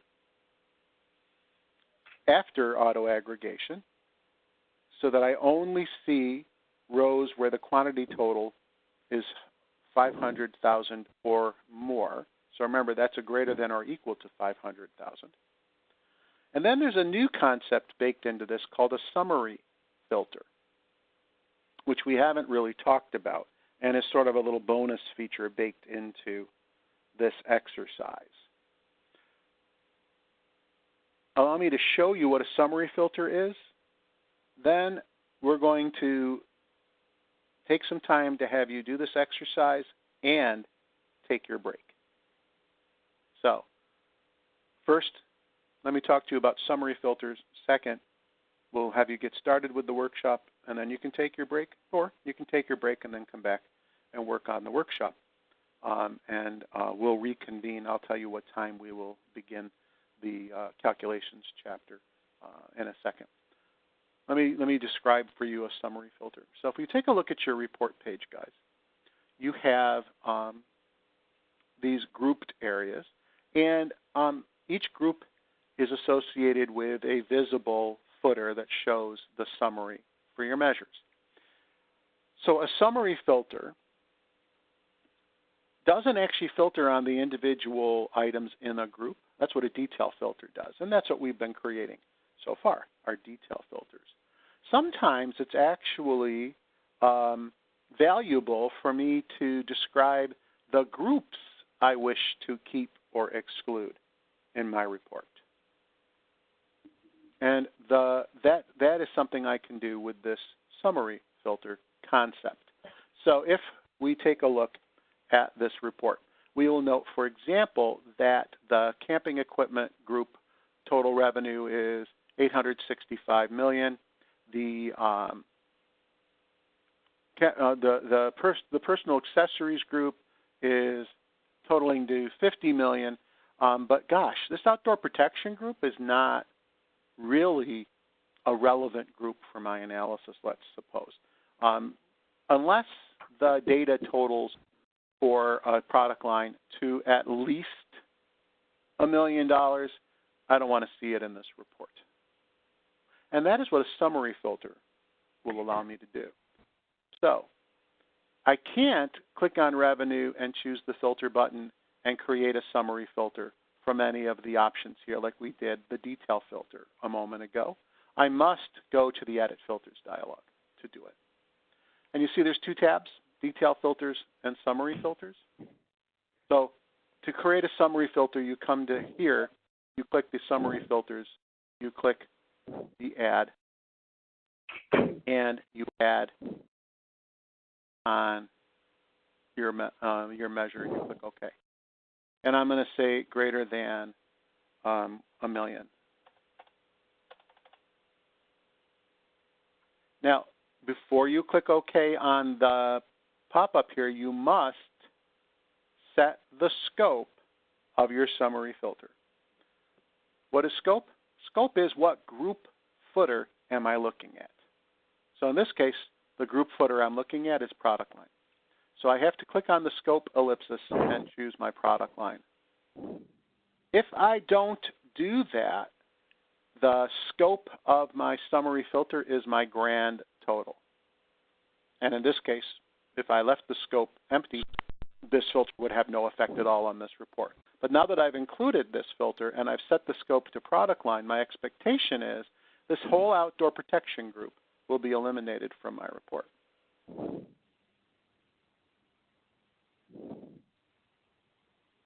Okay? So detail filters control the data that is in the main part of your report, the body of your report. And before and after on measures and measures only is the example that we did. If I actually want to filter out groups based on an aggregated value of a measure, that's what a summary filter is for. So that's your bit of a bonus feature. Now it's 9:55. I think you need 15 minutes at least to do the exercise on page 126, and you need a little bit of break time. So at 10:15, I'm going to check in with you and see where you're at relative to doing the workshop. And you need to have your break in there somewhere as well. So I'm going to ask that we pause the recording, and I'm going to go on mute. And I'll work on this workshop just like you're going to. And I'll also take my break. And at 10:15, I'll check back in. If you need help, I will still have my ears on, and I can answer any questions as you go. Ready to go. Excellent. All right. So welcome back from break, everyone, on the home stretch of our time together. We're going to cover the next chapter in your book. This is the last official chapter we typically get to cover with folks. And the final chapter in your book on conditional styles is there as a bonus for you. Let's see how things work out. We have just over an hour left together, and I think that it's going to work out because we have an interesting calculation problem to solve together. That will probably end today with the calculations chapter. And then before I bid you adieu, I will ask you to fill out a course evaluation for me. So that's sort of how we'll end out the day and the class. But in your book on page 132 is the beginning of the slides on calculation. Calculating new data from old. Deriving value-added information by performing manipulations of the data that could be simple mathematics. It could be very complex mathematics. It might be string manipulation. It might be date manipulation. It might be conditional manipulation, like if the date of this transaction is in 2018, use the quantity for my year-to-date total, otherwise use a 0 for this transaction. So there's many things you might do with a calculation. So, we could spend hours and hours writing calculations, but fundamentally, how you write them, the sort of overall process, is the same regardless of the actual calculation itself. So let's just talk in general about adding calculations to our report. Turns out there are two types of calculations you can add to a report in COGNOS 11. The first is a query calculation. The other one, by the way, is called a layout calculation. And the difference is that query calculations are the ones that use the tool that you'll use when your operands include data from the package. So if the operands include data from your database, in other words, they're part of your query, then to do a calculation with those things, you use a query calculation. Here's an example of a little list report that shows revenue and sales target, which came from my package. But the interesting data, as it turns out for this analysis, is actually how close I am to my target. Have I achieved it? Have I exceeded it? And what percent of my target have I achieved? And so the author didn't have the variance or the percent of my goal as columns in the package, so they chose to use a query calculation to define those two simple derivations. So they created the list by dragging over the employee name. You see they also dragged over the country and made the country a header, which is a little bonus feature I can show you if you're interested. They dragged over revenue and sales target from the package, and then they added a query calculation to do a simple subtraction of revenue minus sales target and a percent of goal that clearly they forgot to format as a percentage, but that would just be a revenue divided by sales target. So those are just two simple examples of a query calculation that you might add. Now, this notion of a layout calculation is more to do with runtime information, is what we would say. This is information about the date and time the report ran, what language setting the user has in their preferences, what is the name of the report being run. There's actually a function to derive that as part of a layout calculation. What is the path to that report? So that I could put that in the footer of my report. That way the report is labeled with exactly what report is being run, that kind of thing. If the information comes from the COGNOS server, not from the database, in general, you need to use a layout calculation. Now, when you do a calculation, it turns out there's a whole bunch of functions baked into COGNOS that you can leverage. And regardless of the type of calculation, whether it's a query or a layout calculation, those functions include date manipulation functions. Oh.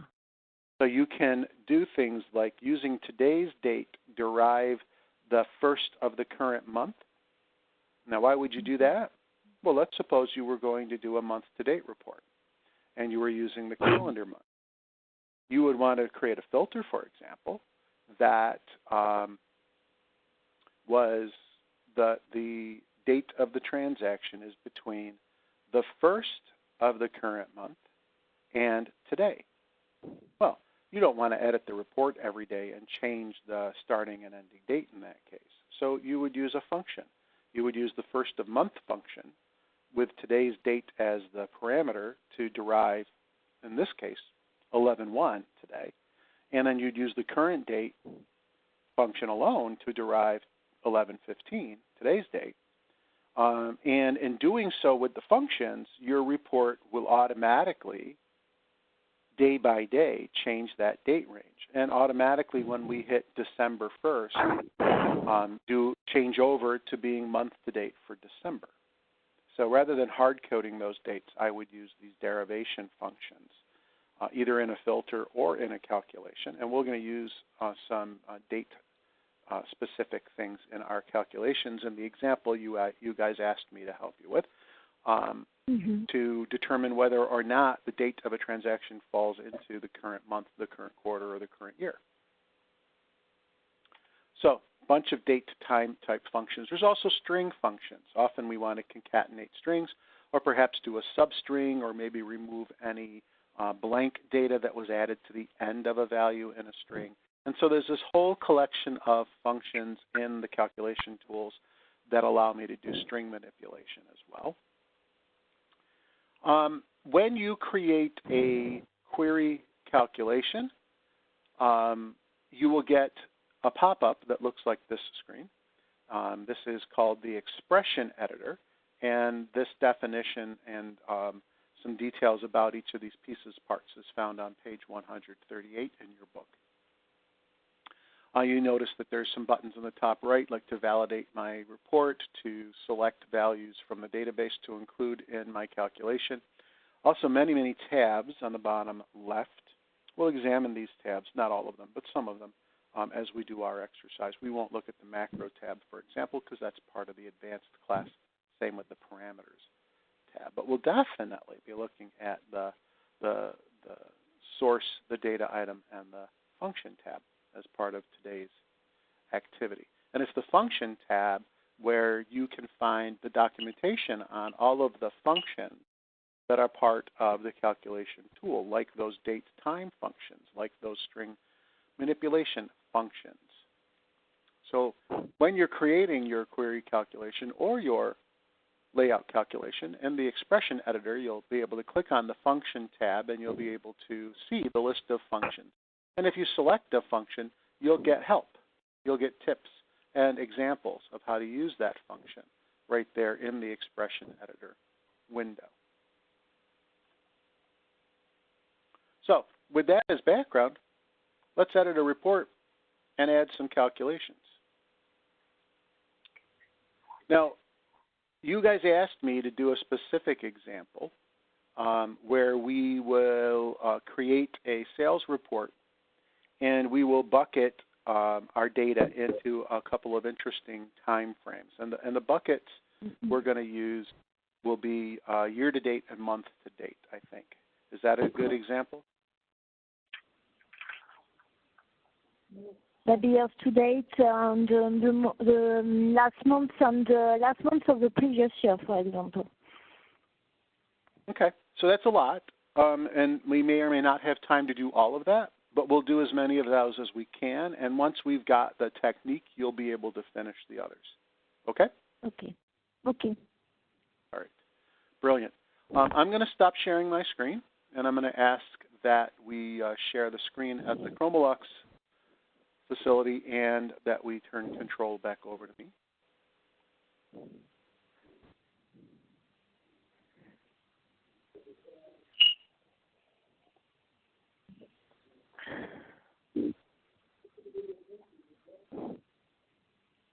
Now, in your book, starting on page 141, is an example that uses the sample data, which would be a good one to do if you'd like some additional practice beyond the exercise that I am quite honestly going to make up on the fly as we do this. Also on page 146,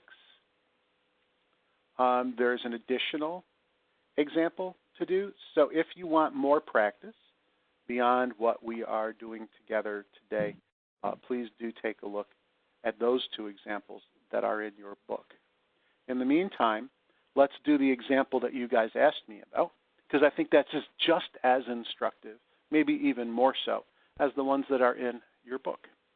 So if you've still got your workshop open, please save it and remove it from your switcher.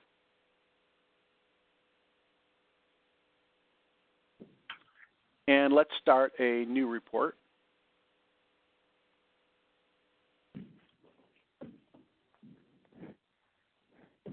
And let's choose the global sales package. One thing I don't know is if your global sales includes any future data. And so I'm not 100% sure that we'll be able to do a future date kind of calculation in the global sales package. Even so, the technique I'll show you will work. You just need to find a package that has those future scheduled sales in them. For some reason, I am unable to continue to click here. So I don't know quite what happened there. I'll give this a second to catch up with me.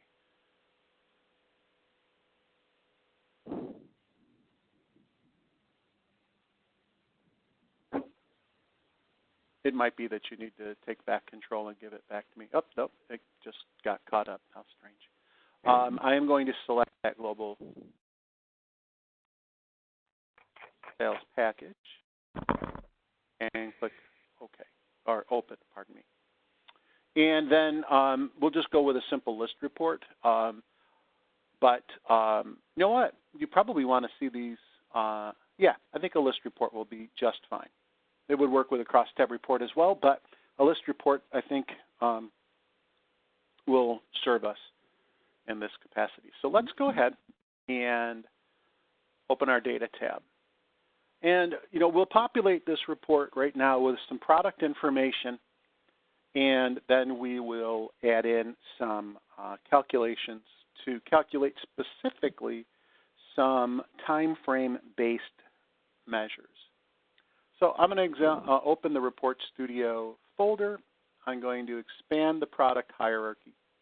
And I'm just going to summarize my sales data by the product family description.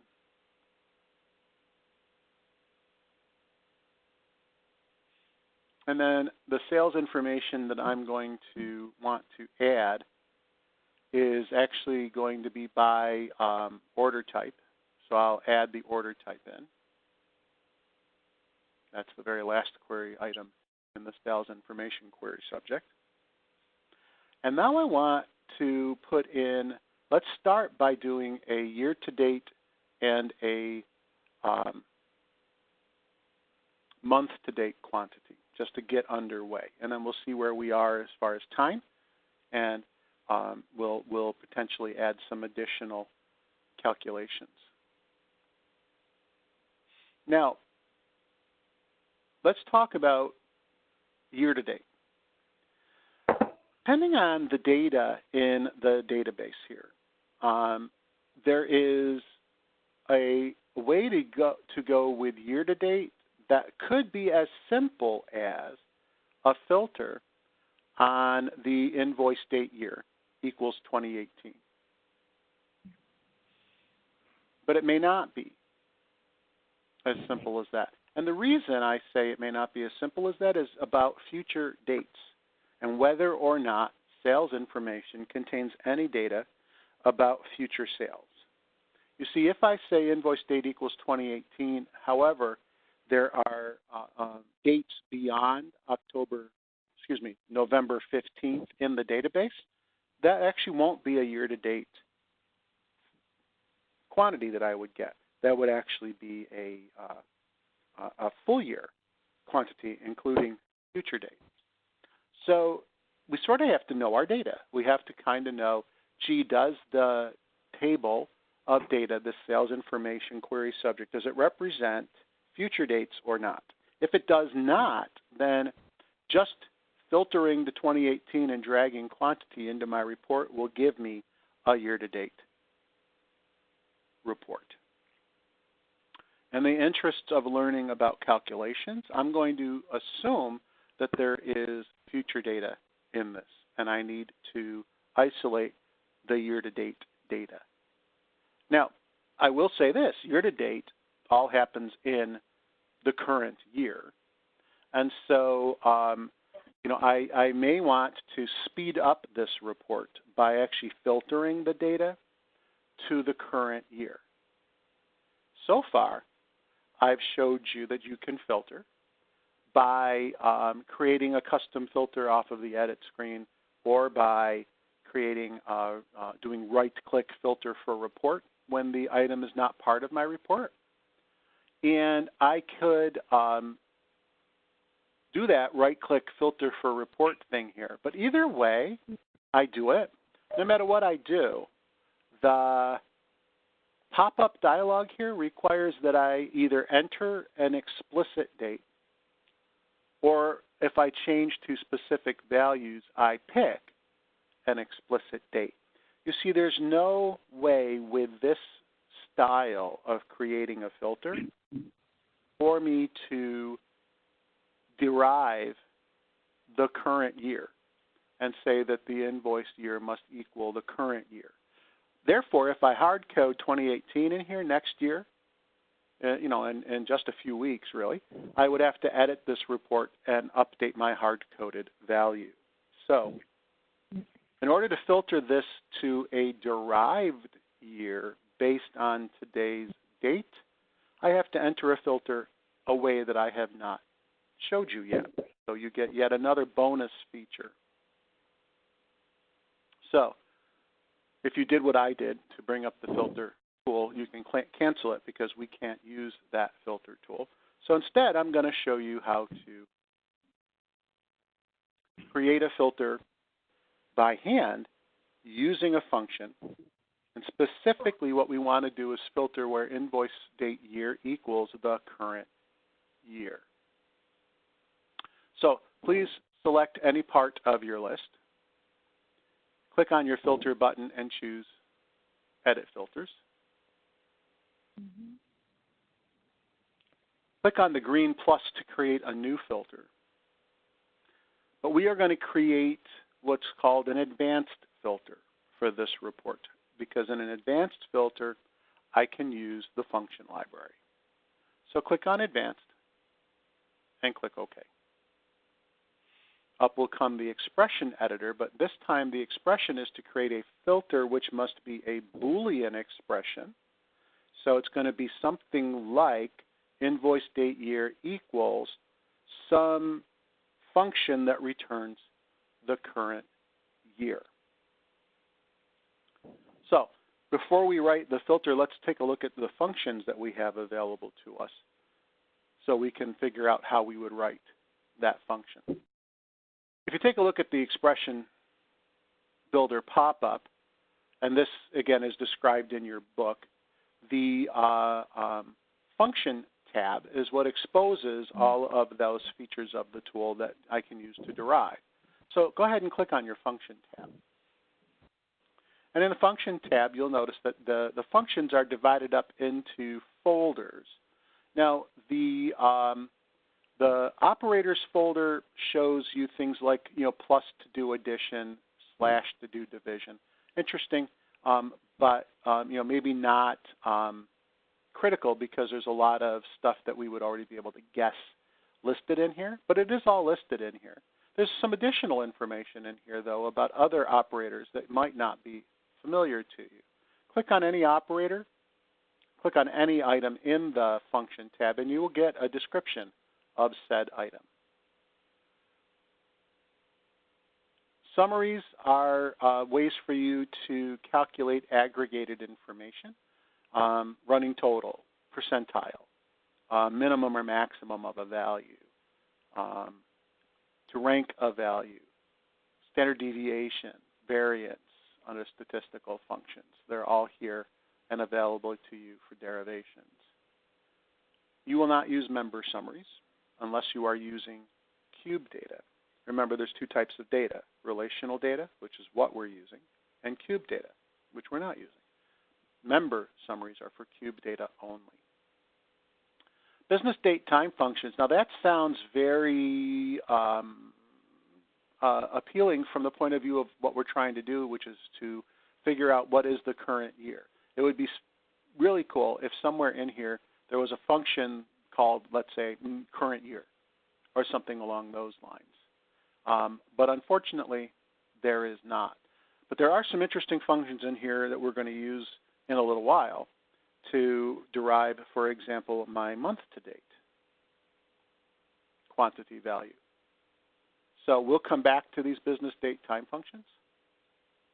I think the functions you're going to find the most useful and interesting live under common functions. Now, the common functions are organized alphabetically. Under A to C, there's a function that we're going to use called current date. Current date returns today's date. So today it'll return November 15th, 2018. Tomorrow it'll return November 16th. The next day, November 17th, and so on. But that is a full date. It's not a year, right? What we need is today's date, but I want to extract from today's date the current year. So as it turns out, there is also a function called extract, and its job is to extract date parts from a date. If you click on extract, you'll see. You tell it what date part you want. For example, year. See, right in the example, it shows what we want. And then you put in a date. Well, current date will be just perfectly fine as my second operand. So my filter should read that my invoice date year equals extract year from current date. So that's the expression we're going to define. Now, I find, first of all, you could absolutely type everything in by hand if you wish. And if you're a good typer, a good speller, it will absolutely work. What I find, though, is it's more efficient and I get the right answer far more often if I drag items into my expression whenever I can. So the very first tab in the expression builder is the tab that exposes every part of your package. The second tab exposes what's already in your query. So the query we're filtering is content is shown here. It just has the two columns we added in. The third tab shows the contents of all the other queries in your report. We only have the one query in our report, so this is blank. The invoice date year, not in my report, so I can't pull it from the second tab. I have to pull it from the first tab. So in the first tab, I'll expand Report Studio. I'll expand Sales Information. And I will drag Invoice Date Year into my expression and drop it there. And then I'll type space equals space at the end, because this is a filter. My year is equal to the derived current year. How do I derive my current year? Well, I have to extract the year from the current date. So I'm going to go to my Function tab. I'm going to grab that extract function and drag it into my expression after the equal sign.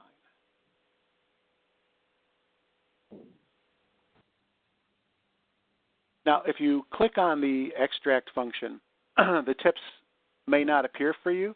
So click on a different function and then click back on extract. I want you to be reminded of the syntax. So in the example there, it shows that when I want to extract the year from a date,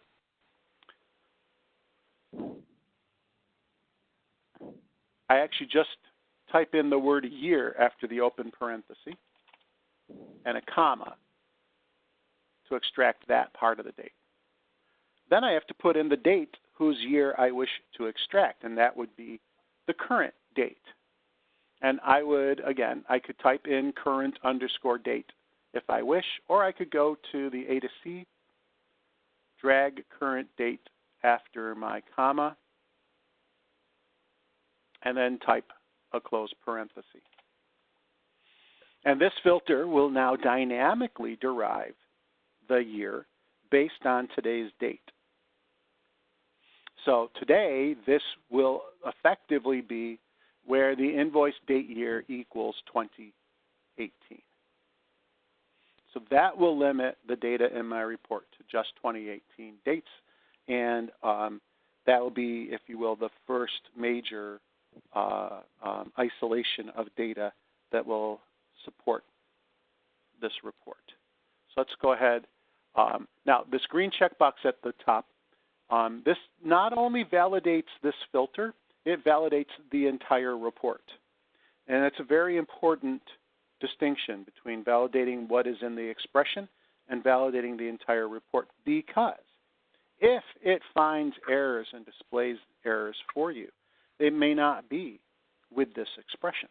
It could be a different expression in your report that you entered yesterday or hours ago. So keep in mind, if you click the validate and you get errors, it may or may not be with the visible expression, because it's validating everything in the report, not just the visible expression. In this case, I have no errors. That's awesome. If you have errors, that means that somewhere you don't have exactly what I typed. You see, if I just make one stray mark and I click the validate, I will get all kinds of errors. When you use this expression editor to create filters or to create calculations, you are in charge of getting it right.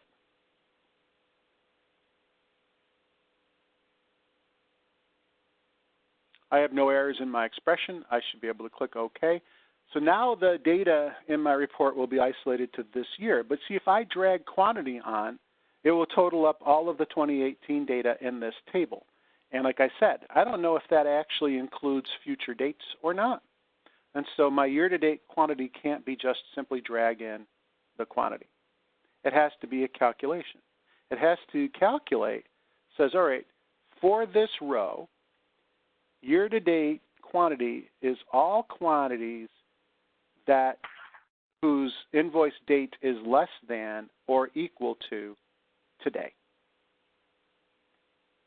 And so that is the calculation we have to add for our year-to-date quantity calculation. So I'll click OK to save my filter. And now I'd like to add a calculation as a column in my list.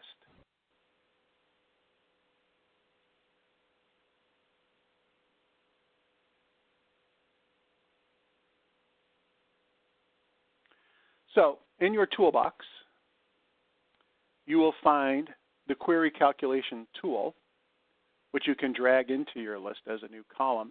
It lives in the textual collection of tools. So expand textual, click on and drag the query calculation tool, add it as a column on the right of order type. You'll get this pop-up.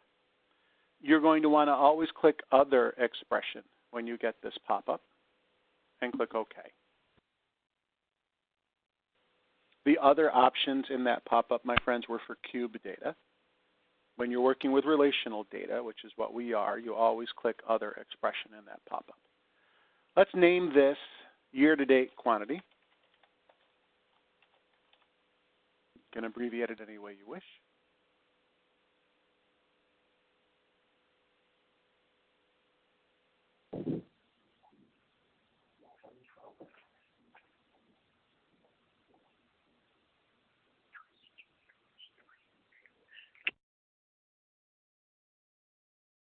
All right.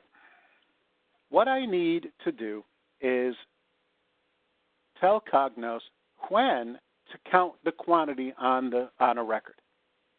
This is a year-to-date quantity. I keep in mind I've already isolated only 2018 data, so this calculation will only look at data in 2018. So I don't have to worry about old dates.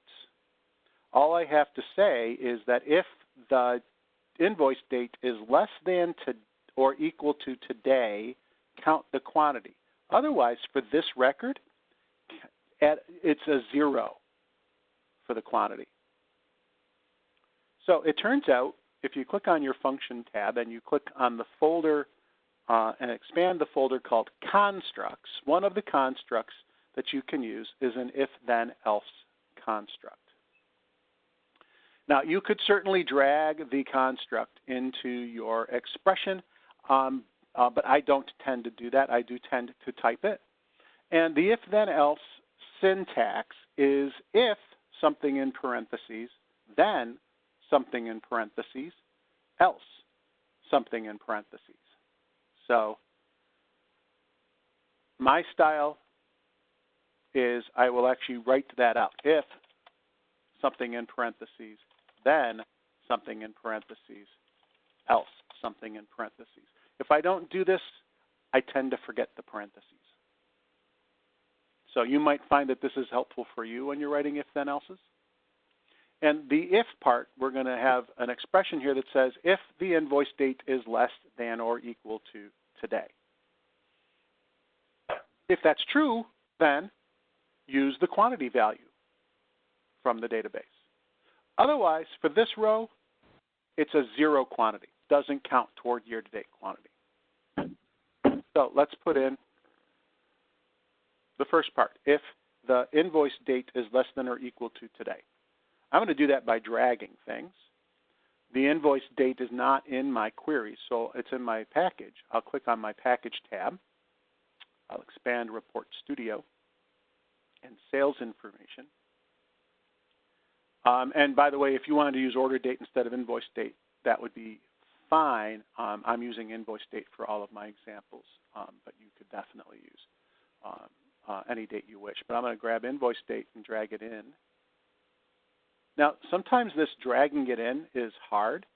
If you wish, you could place your cursor where you want the item and then double-click it, and it'll put it where your cursor is. So if you're struggling with this drag in, which sometimes can happen, click where you want the item and then double-click on the item to add it to your expression. Also, you can make this expression builder bigger by dragging the bottom right corner, which might help out as well. So I'm going to say if the invoice date is less than or equal to, and now I need today's date.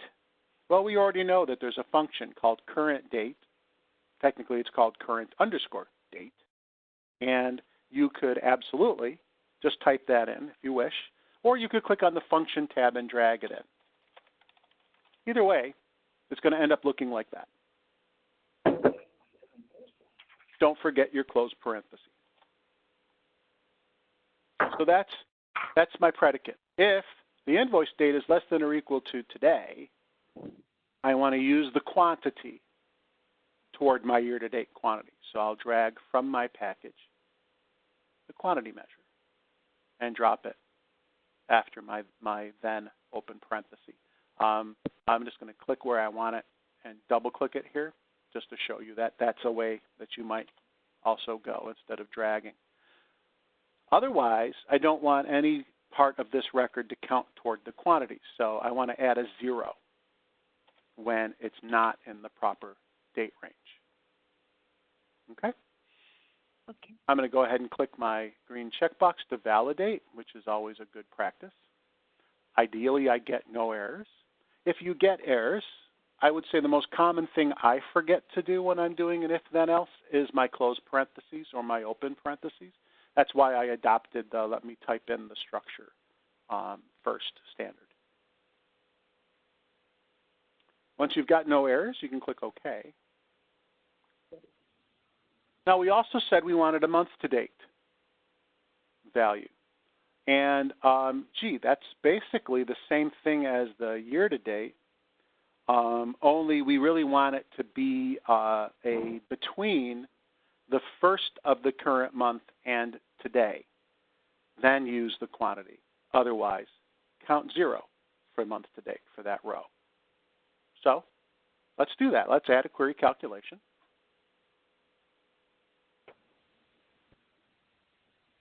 When you get the pop-up, because we're not using cube data, we will click Other Expression and click OK.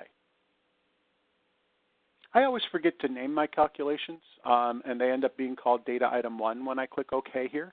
All you have to do is double-click on them in your list, and you can come back in and rename it. So it's not the end of the world if you forget to rename it.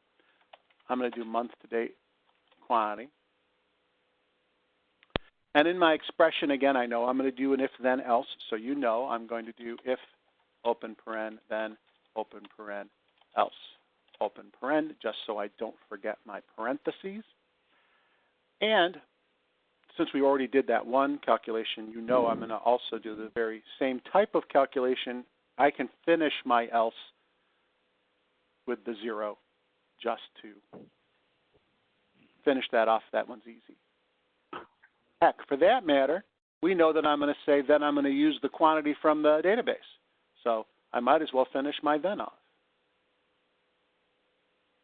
So I'll expand my package, expand Report Studio, expand sales information, and I am going to add my quantity to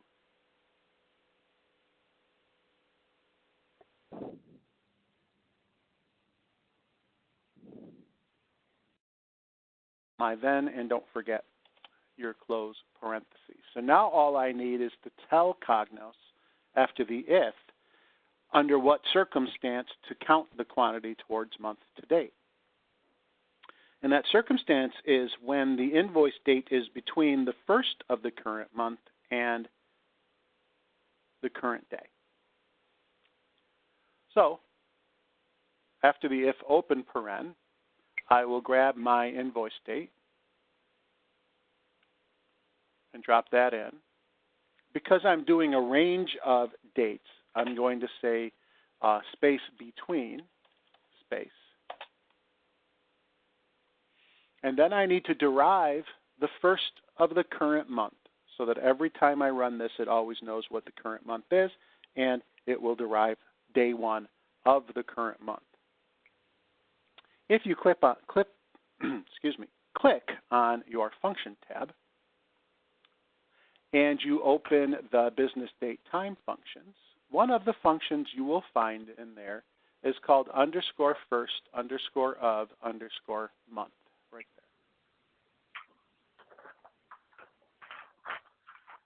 there. And we can use that function with a date to derive the first of the month that date represents. Well, I would like to use the current date, right? Because that's going to give me November 1st through November 15th today, for example, which is month to date as of today. So I'll drag first of month over after my between, or I can click after my between and then double click the first of month function, whichever one makes sense to you. So first of month needs today's date. I'm not going to type that date in. I'm going to use the current date function. You could drag it or type it. And then you have to type in a close paren even if you've dragged in current date. So that's the beginning of my date range. Then I type space and space, and now I can put in the end of my date range, which is today, current date.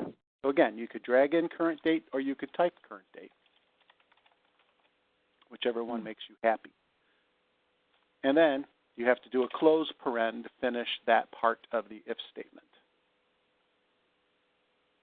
And then you should see if you have any errors.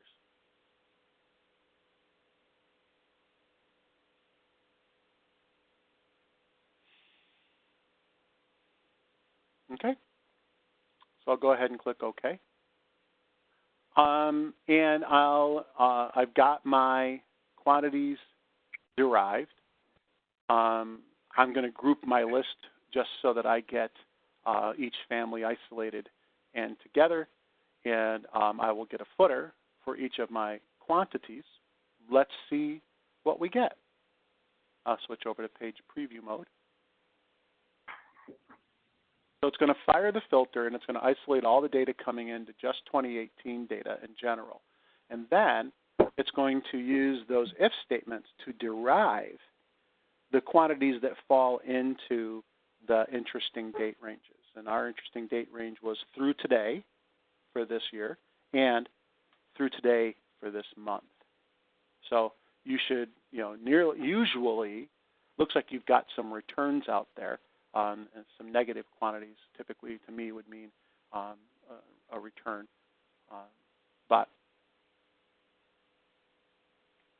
there's your result. Usually I would check this now. I would be looking for, my month-to-date quantity should almost always be less than my year-to-date quantity. It would be unusual for that not to be true. But that, with returns, that could definitely be true. But, you look at this and you say, all right, so for accessories, order ST, I've had 3,600 this year, but none yet this month. Doesn't alarm me, right? If I had, 1,000 for the year and 18,000 for the month, that would alarm me. That would mean I have some kind of egregious error in my calculation. So it is possible to choose any period of time, in fact, with this function? Nearly. The quarters is a little difficult. If you think about a quarter, how do you derive the current quarter from the current day? Right. That's actually a little bit harder to derive, isn't it? Yes. So years are easy. Months are easy. Quarters are a little bit different.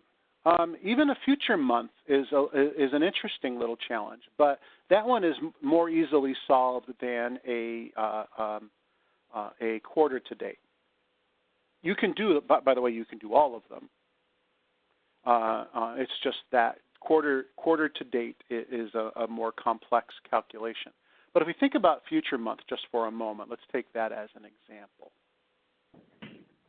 So the future month, it would be, I want to take today's date, add 1 month to it, and then use the first of that month through today a month from now, right? So you want to take today's date, add 1 month, then take that result, which today would be December 15th. Then do the first of that month, December 1st, through December 15th as my date range. So you really need to start with a date that is 1 month from today to get next month, yes? So you could do that. What I would do, just to make it easy, I would double-click on my month-to-date quantity and uncopy this expression. Just highlight it and use a Control-C on your keyboard. And then I'd cancel out of that, and I would add a new query calculation.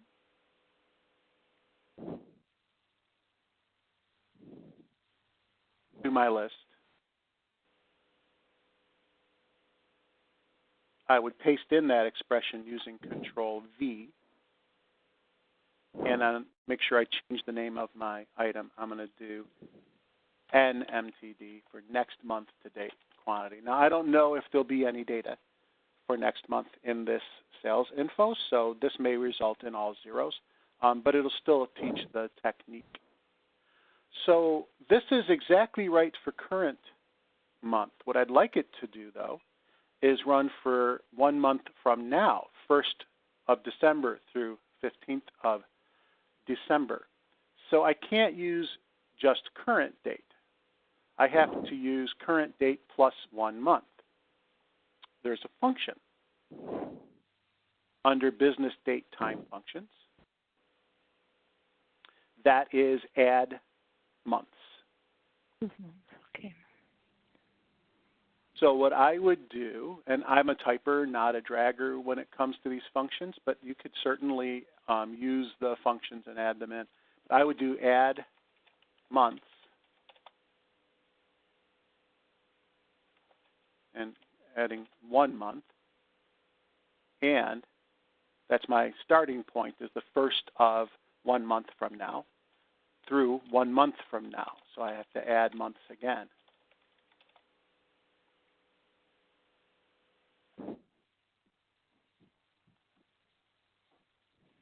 And that will say today, that will derive out as if the invoice date is between December 1st and December 15th, then count this quantity, otherwise count it as a 0 for this data.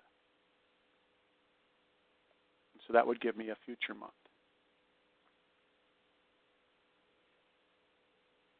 And for the past month? So there is no future data in this data. So No. yeah. So right technique, wrong query subject.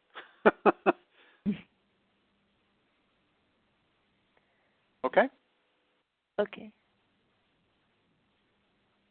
So quarter, I would have to do more along these lines. My calculation for the the current quarter would need to be based on month. So I would have to say if the invoice month is between 1 and 3, count the quantity. That would be Q1 number, right? Otherwise, do 0. Okay.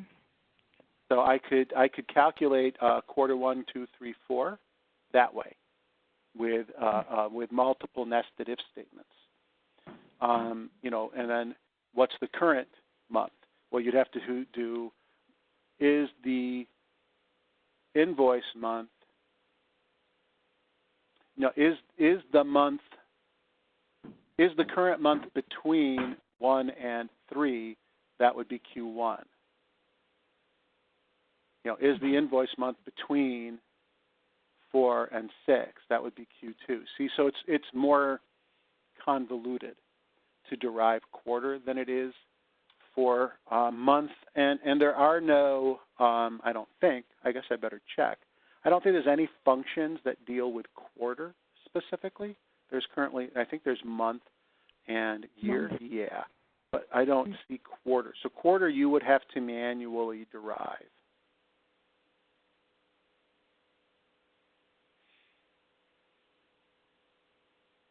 Now there is a problem with this future month that you might have noticed.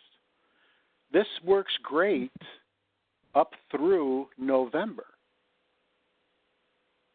But let's suppose today was December 5th. This would calculate to between January 1st and January 5th. There's nothing wrong here with the calculation. But do you recall we filtered this data to 2018 data? January 1st through 5th is in 2019. So that filter that we added would actually cause us a problem in December of this year. It would, if we had future data in here, we would have already eliminated, because of our filter of year equals 2018, we would have eliminated all 2019 data. So even though this is absolutely correct as written, we would have to remove or change our filter because my future month data could be in 2019, and that will be eliminated due to my filter. My calculation is right. My filter is eliminating the data on me by mistake. So that's the other problem with the future month. We'd have to delete that filter on the year, or we'd have to change it to 2018 or 2019 in order for future month, future quarter kinds of calculations to work. Did that provide you what you needed to see? Yes, I have two small questions. So is it possible as well to do a years to date, but for the end of last month and calculations on previous month, for instance, the last month and the last month of the previous year? So let's take the first example. I want year to date through the end of 1 month ago, the end of the previous month. Yes. So if we double click on our year-to-date column to see our expression, currently we're saying is less than or equal to today's date.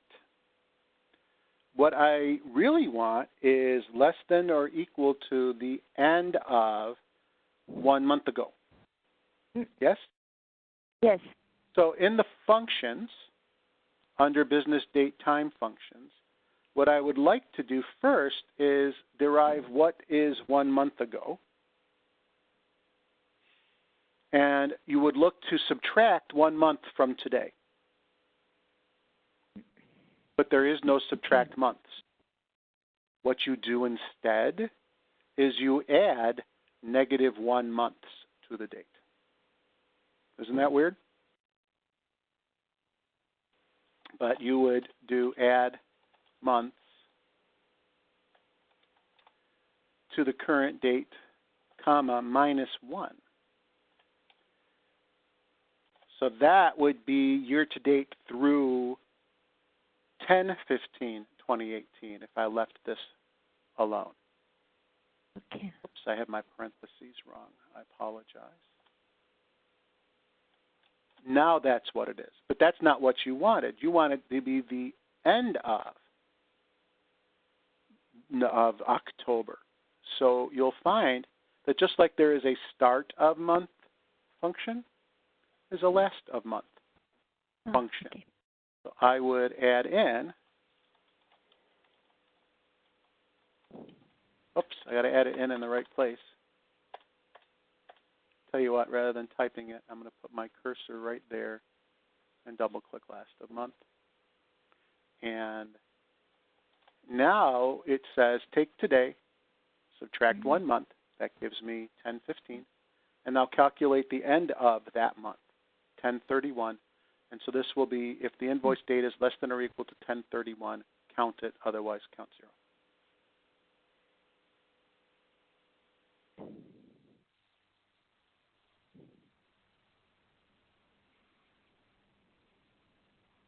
So year-to-date through October 31st of last year. Again, my filter breaks that. I got to delete that filter I added. But instead, this would get me year-to-date through last month of this year. No, it wouldn't. This would get me, without that filter, this would get me from the beginning of time through the end of October 2018. I would have to change this to a between the first of the current year and the end of last month. So I couldn't use less than or equal to. I would have to do between. Now I want to do January 1st of the current year. Is there a start of year or a first of year function? No, there is not. So how do I calculate the beginning of this year? Or is there a way for me to use year in here to make this work? There is. What I would do would be something along these lines. And this makes it complex, I grant you, but it will work. So I would do this. I would say if the invoice, let me click in and not, if the invoice year equals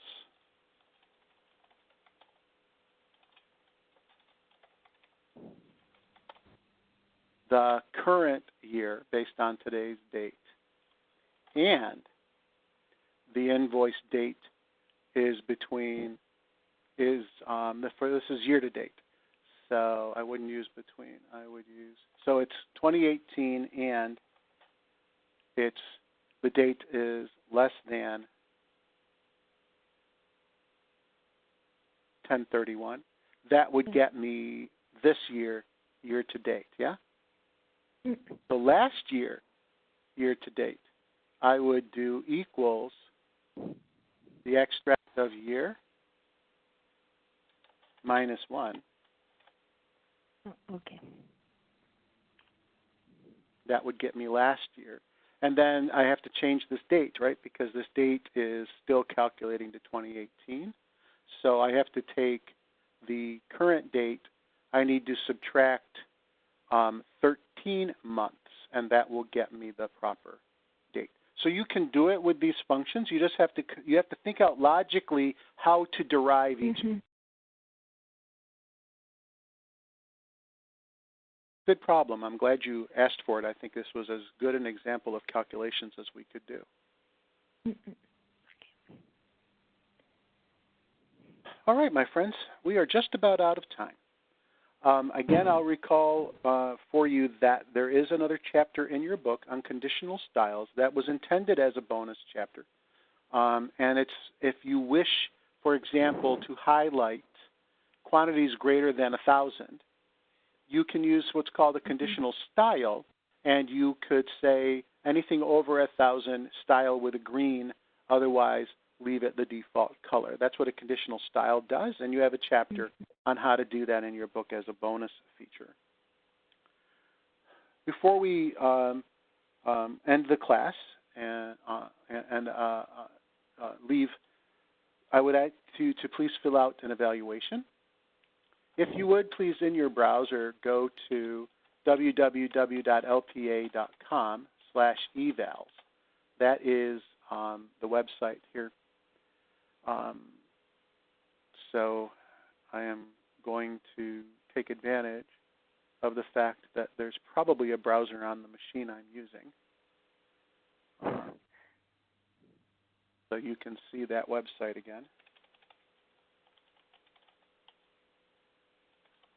www.lpa.com/evals. On that page, you'll find an entry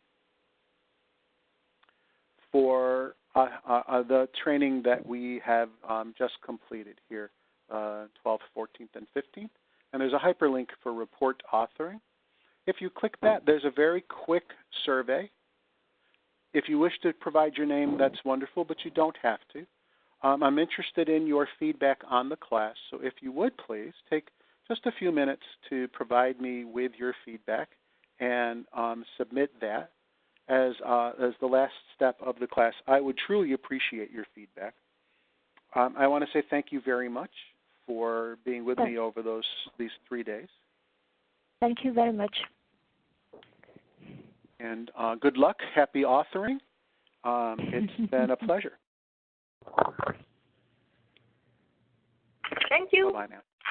Thank you. Thank you. You're welcome.